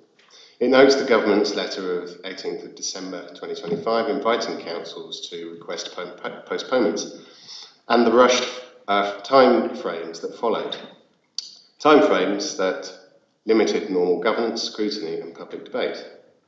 It recognises something fundamental, that democracy depends on fair, regular and accessible elections, and that when elections are delayed, public confidence and legitimacy are put at risk. And it reflects the clear warnings of the Electoral Commission, which has said that elections should only be postponed in exceptional circumstances. Capacity constraints are not a legitimate reason to suspend democracy. And extending existing mandates risks damaging legitimacy and creates a clear conflict of interest. Those are serious warnings. Today, in response to my question, the leader confirmed that the central justification for postponement is capacity risk, and also confirmed that the council cannot yet fully assess or quantify that risk because the government has not even decided the final shape of local government reorganisation. That is an important admission, because it means elections have been postponed not because of the risk is known and unavoidable, but because it is uncertain.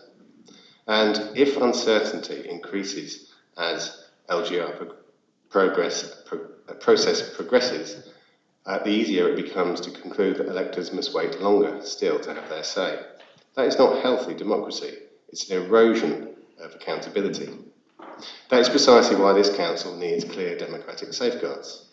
My First Amendment draws one of those safeguards. It affirms that postponement must be strictly exceptional and time limited, and at least one set of elections, whether ordinary local elections or elections to the unitaries, must take place no later than May 2027. No open-ended delay, no rolling justifications, no scenario where residents are continually told to wait. Without that clear line, it becomes far too easy for ordinary elections to be postponed because of reorganisation, and then reorganisation elections delayed because of transition pressures, leaving people without a meaningful democratic say for years. The motion also addresses scrutiny and transparency. It resolves that decisions affecting the scheduling of elections should only be taken after debate by full council, not rushed through the executive. And it calls on the leader to insist that government allows sufficient time for proper scrutiny and governance in future. My second amendment strengthens the transparency by asking for the council's correspondence with government, including communications before the December letter, to be published, just as the county council has already done. Because when decisions of constitutional importance are taken, residents are entitled to see what was requested, what justification was offered, and how those discussions unfolded. Transparency is not a threat to good governance. It is the foundation of public trust. Colleagues, this motion is not about party politics. It's about whether democratic accountability remains the bedrock of local government in Norwich, or something that something that can be postponed whenever capacity feels tight or uncertainty grows. It is about whether extending our own mandates without a public vote becomes normalised. And it is about whether decisions that go to the heart of democracy are taken openly, with scrutiny, clear limits and public confidence. And now, as I urge members to support the motion with the amendments, Let us at least ensure that all councillors have the opportunity to speak, unlike our meeting earlier in the month when debate on elections was shut down to avoid this necessary scrutiny. We must reaffirm that democracy is not optional, draw a clear line against indefinite postponement, and ensure that Norwich elections and the legitimacy they bring truly matter. Thank you. Thank you very much. Councillor Samira, second the motion. Formally seconded, Lord Mayor, and reserve the right to speak. Thank you very much. Councillor Sconnell to respond to the Labour Group. Thank you, Lord Mayor. First of all, we need to be very clear that the Minister's letter was not asking me to make a decision on whether elections go ahead. That is for ministers, a decision for ministers. And contrary to popular belief, I take local democracy and public confidence in the democratic process very seriously. And indeed, 2 years ago, I strongly opposed the Green Party proposal for the City Council to move to 4 yearly election cycles and to preserve annual elections for precisely that reason, and I forced you to drop the idea. In the media, the leader of the Green Group has asked the rhetorical question, what price do you put on democracy? Well, the Green Party, I think, know exactly what the price is. In your own words, from that proposed budget amendment, it stated the estimated cost of an all-out NCC election is £300,000, and this can be spread over a 4-year period. It continued, therefore, overall annual savings of £90,000 are possible. £90,000 to prevent electors voting for 4 whole years. The price, according to the Green Party, was £90,000. You hysterically shout about a tax on democracy because of a proposed delay of 1 year, when just 2 years ago you proposed cancelling 3 consecutive sets of elections just to save £90,000 a year. The hypocrisy is breathtaking. And how seriously do you really take democracy when you get elected to council seats and half of you hardly ever turn up? The work of establishing the new unitary councils and transferring powers, functions and services to them is a massive undertaking which will be the main priority over the next 2 years. We must continue to maintain and improve services, map and quantify them, combine those services with those of other councils and safely transfer them. We must also actively participate in creating the new council. It's significant additional work for the City Council, which had 70% of its funding removed by Tory austerity. We expect Minister's decision on the number of unitaries in March. From that moment, the focus will be on the new council, and very quickly the government will place restrictions on the powers of the City Council. By 2027, we'll be unable to make any significant decisions without the consent of the shadow unitary. The Minister has spoken of the pointlessness of elections to what he called zombie councils. These are not words I would choose to use myself, but I fully take his point. That is the context for the Minister's letter. Serious change, serious work. We on this side of the chamber want to deliver a Greater Norwich Unitary Council, an historic opportunity for the people of Norwich, and to put as much resource and focus into ensuring that we deliver it. The Green Party is willing to risk all of it for a bit of faux outrage and cheap headlines. The Minister's request has, of course, been made in the context of many precedents. In 1974, new councils were created, including this very council. As part of the preparations, the 1973 local elections were cancelled. In 2021, 247 local elections in Cumbria, North Yorkshire and Somerset were cancelled due to transition to unitary authorities. In 2018, Dorset, Buckinghamshire and Northamptonshire also had elections delayed due to similar reorganisations. In 2019, elections in Northamptonshire were postponed. In 2021, elections were postponed in 6 areas: Carlisle, Craven, Cumbria, North Yorkshire, Somerset and South Lakeland. In May 2025, elections were postponed in East Sussex, Essex, Hampshire, Norfolk, Suffolk, Surrey and West Sussex. Do you see the pattern? So the myth being promoted by the Green Party that this delay is unprecedented is clearly not true. In fact, what is happening is perfectly normal during such reorganisations. The motion spoke haughtily originally of a lack of scrutiny, governance and risk assessment. I was not asked to conduct detailed research, but merely to express my opinion, to assist the Minister in reaching a conclusion. I will stress again that the decision whether elections go ahead is a matter for ministers. As I've said, I fully recognise the importance of regular local elections in order to maintain public confidence and trust in the system. However, in these very specific, rare and very well precedented circumstances, I believe recommending a modest delay of only 1 year for just 1/3 of the council was the right thing to do. We are therefore opposing this motion in its entirety, because given the Greens' arguments that we've heard, we see it as being disingenuous, populist and opportunistic. Thank you very much. Councillor Wright. Thank you, Lord Mayor. The Liberal Democrats have been very clear that elections should not be cancelled, and the request from government came hot on the heels of the postponement of the mayoral elections that should have happened this May. We Lib Dems would like every person in Norfolk to be able to vote in May. Although the Minister asked the Council leader for their view on Council capacity for elections, I would like to have seen this come before the Council's Scrutiny Committee for cross-party input. The late ministerial request just before Christmas did not help at all with Council timing or planning.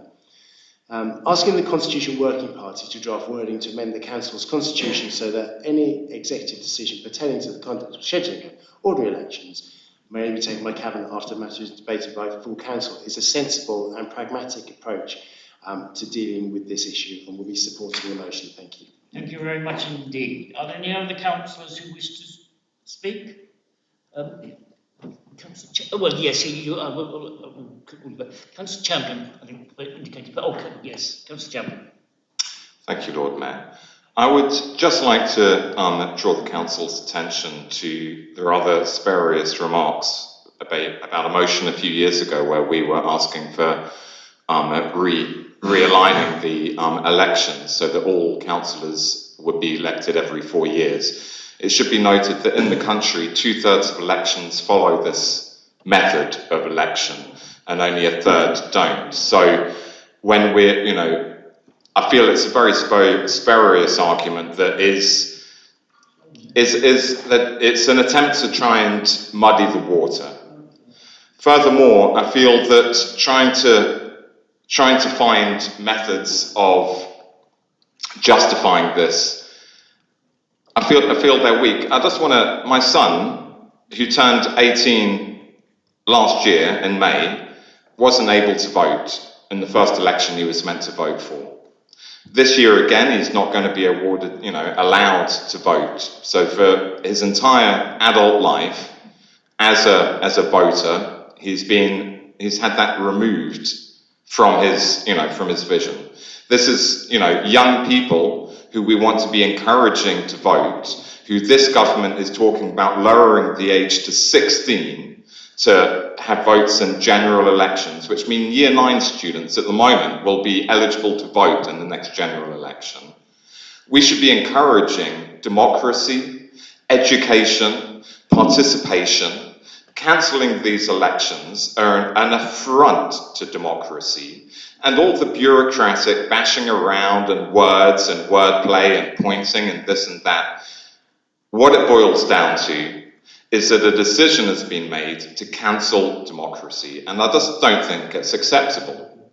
And I really would, and I appreciate when we can debate this all night, but we won't, because we want to go home, and also, I don't know. I just feel it's incredibly frustrating. There's a lot of people who feel that their democratic right has been removed, and I feel we could do so much better.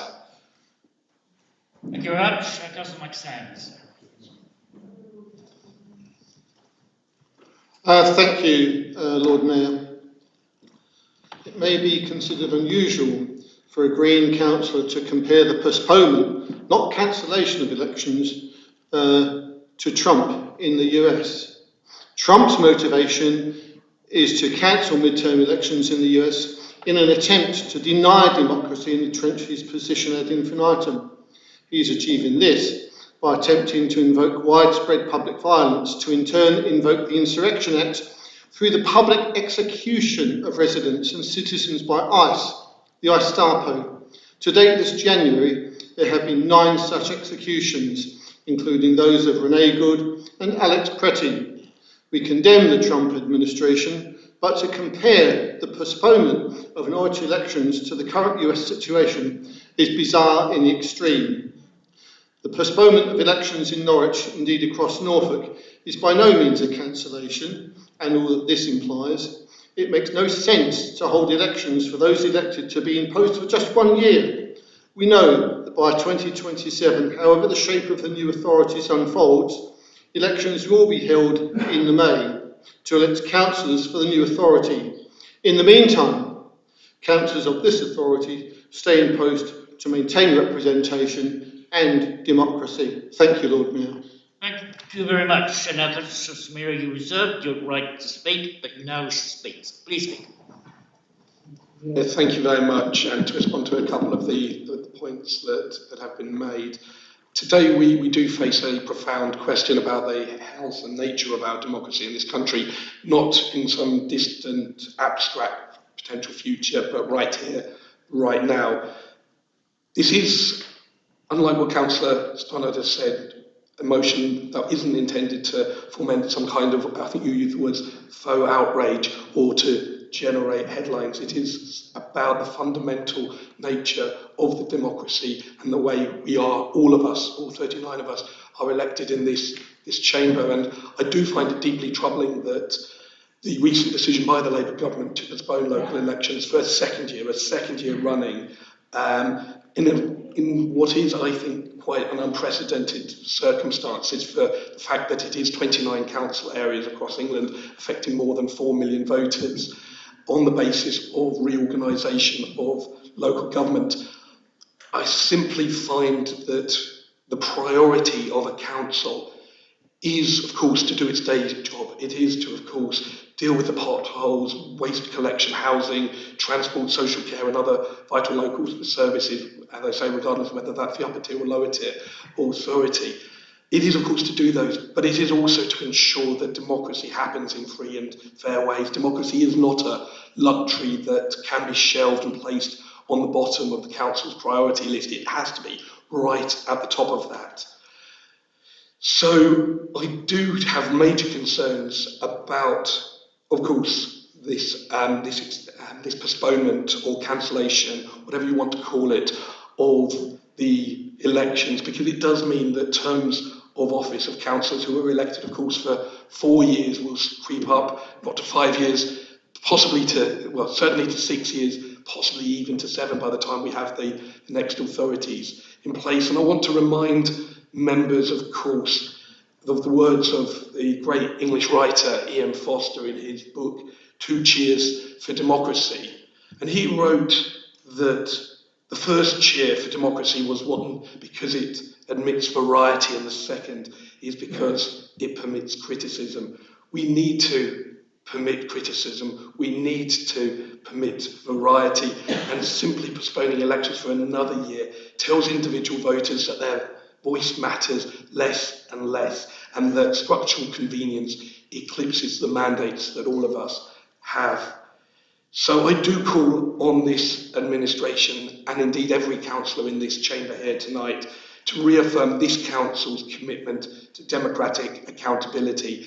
We need to demand that councillors have elected mandates for the terms that they are elected for, and that is a 4-year term of office. And I want us, through passing this motion, to put beyond any doubt that our local democracy is something that can be paused at convenient moments. Not now, not ever. Thank you. Thank you very much. Councillor Suzanne. I find this all a little bewildering, actually, because when certain councillors in this council who were elected as Labour councillors crossed the floor to stand as independents and at least 1 Green, possibly 2, and become Green aligned, in City and County Hall, why didn't they ask for by-elections? That would have been democratic, but residents in those wards weren't allowed to vote. So you can cry on about democracy and residents having a vote, but I didn't see any by-elections happening. Thank you very much. Councillor Laws. Thank you, Lord Mayor. What the Greens are doing, of course, is what many politicians do, present a false antithesis. Either you are for democracy, think the May election should go ahead, or you're anti-democratic. But the practice of democracy is a spectrum. There is no one right way Today, voting is compulsory in Australia. In Switzerland, referenda are held regularly at national and cantonal level. France is a presidential democracy.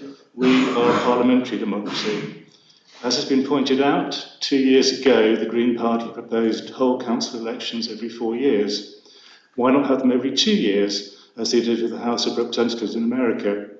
In the 19th century, the Chartists argued for annual parliaments. Clearly, that would not be practical. MPs might not have a long enough tenure to learn or to develop longer-term policies. Plus, a large part of the year would be spent electioneering. So there's a balance to be struck between democratic ideals and the inevitable practical constraints, whether you are setting up a system or running or modifying an existing one. Clearly, there was a decision to be made as to whether to hold elections here in May or not, but that must be seen against the broader democratic backdrop just described, as well as against current particular circumstances of LGR. It's a question of how you strike that balance, and reasonable people can disagree about that. What is not justified is this high-octane hyperventilation that we're hearing from the Greens, conjuring up the forces of democratic good on one side and of evil on the other. We have heard sound, practical reasons not to have elections for 1/3 of our seats this year. I won't repeat those, but will say that I have already heard quite regularly in committees, since I was elected last May, comments to the effect that decisions will be effective only for a year or two because of LGR, or sometimes can't really be made at all. Lord Mayor, already and increasingly, this council will be concerned only with the routine delivery of existing services and with winding itself up and handing over powers and responsibilities to the new unitary authority. With the limited exception of some major projects already in train, and even there the clock is running down on the ability of this council to chart their future phases, councillors will not be able to develop and hope to deliver their competing visions for Norwich, nor would voters be able in any meaningful sense to vote on those visions, even if elections were to be held for this authority, given that a new authority would take over in a year or two's time. To ask voters to turn out in May would be like asking investors to put their money in an insurance company that is in runoff and pay double the price for the shares. This council has to act responsibly for the overall benefit of the people of Norwich, whether taxpayers or service users. Thank you. Thank you very much, Councillor Hampton. Councillor Hampton. Thank you, Lord Mayor. Just to pick up a few points that have been made. In Councillor Stuteley's opening remarks, he highlighted that earlier tonight, the leader, Councillor Stannard, confirmed his central justification is capacity risk. Councillor Stannard, of course, did say that, but that was very much a reconfirmation and reiteration. We forget, or the opposition seem to forget, that Councillor Stannard chose to take this issue to Cabinet, publishing a Cabinet paper outlining the reasoning behind the response that Councillor Stannard was recommending is made to the Cabinet members' letter. He didn't have to do that. He attended the meeting, obviously, and explained at even more length the rationale behind his decision. And the government, of course, asked for views on capacity and whether this would affect our ability to deliver LGR, and that's what Councillor Stannard has spoken to and been transparent about, and how he responded to that letter. Some of the comments about the Greens proposing to move to 4 yearly elections, just because 2/3 of councils follow this model doesn't mean that we should.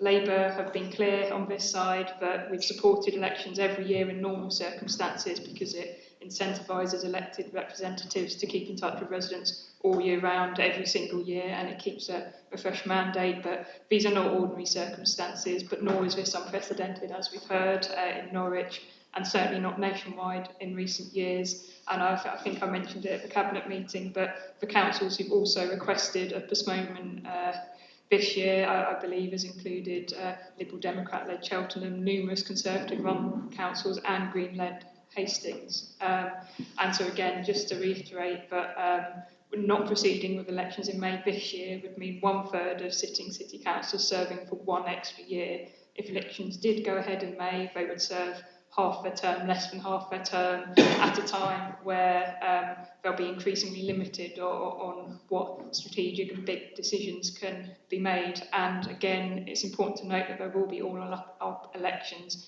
the very next year in 2027. So at that point, more seats than usual at this point of the cycle will be elected. So I completely mirror colleagues' comments and will not be supporting this motion. Thank you very much. Councillor Stubley, would you wish to respond? Oh no, sorry, I missed you. Sorry, Councillor Oliver. Thank you, Lord Mayor. Yes, I'd like to respond to a point to somebody who's across the floor. I was looking forward to putting my decision to the vote at the earliest opportunity without incurring extra cost, which would have been the 2026 election.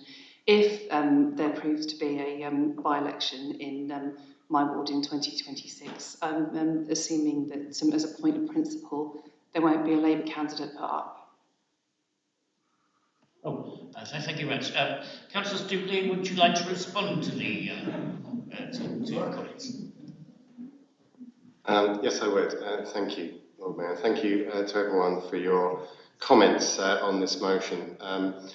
So I want to bring it back to the core issue, which is whether residents should be denied their right to vote. This council is due to remain in place with full powers for 2 more years at least, and as I've suggested, further cancellations may ensure that that is longer. So it isn't just about a few planning decisions or licensing approvals. It's about renewed or withdrawn consent to continue and to make some of the fundamental decisions that are before us in delivering LGR. On the subject of all ups, changing election cycles is democracy. Cancelling elections is not. All up elections are still elections, decided by voters on a fixed democratic timetable. What we're talking about here is postponing elections altogether, extending mandates without a public vote. Those are fundamentally different things. And on attendance, this isn't about individual councillors, it's about the public's right to elect them. Deflecting onto attendance avoids the real issue, whether voters should be denied their right to elect councillors. You stand on your record and your government's record, and we'll stand on ours. Thank you. Thank you very much. We will now move to the vote, and this, of course, is in regard to Councillor Stubley's motion. Those in favour?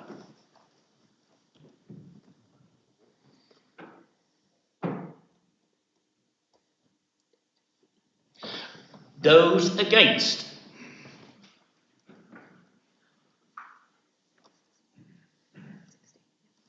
I believe that was 14 to 16, was that correct? Thank you very much. Therefore, that motion is lost. Therefore, I shall close the meeting now. Thank you very much for attending, everyone. Thank you. Ladies and gentlemen, please be upstanding for the Lord Mayor.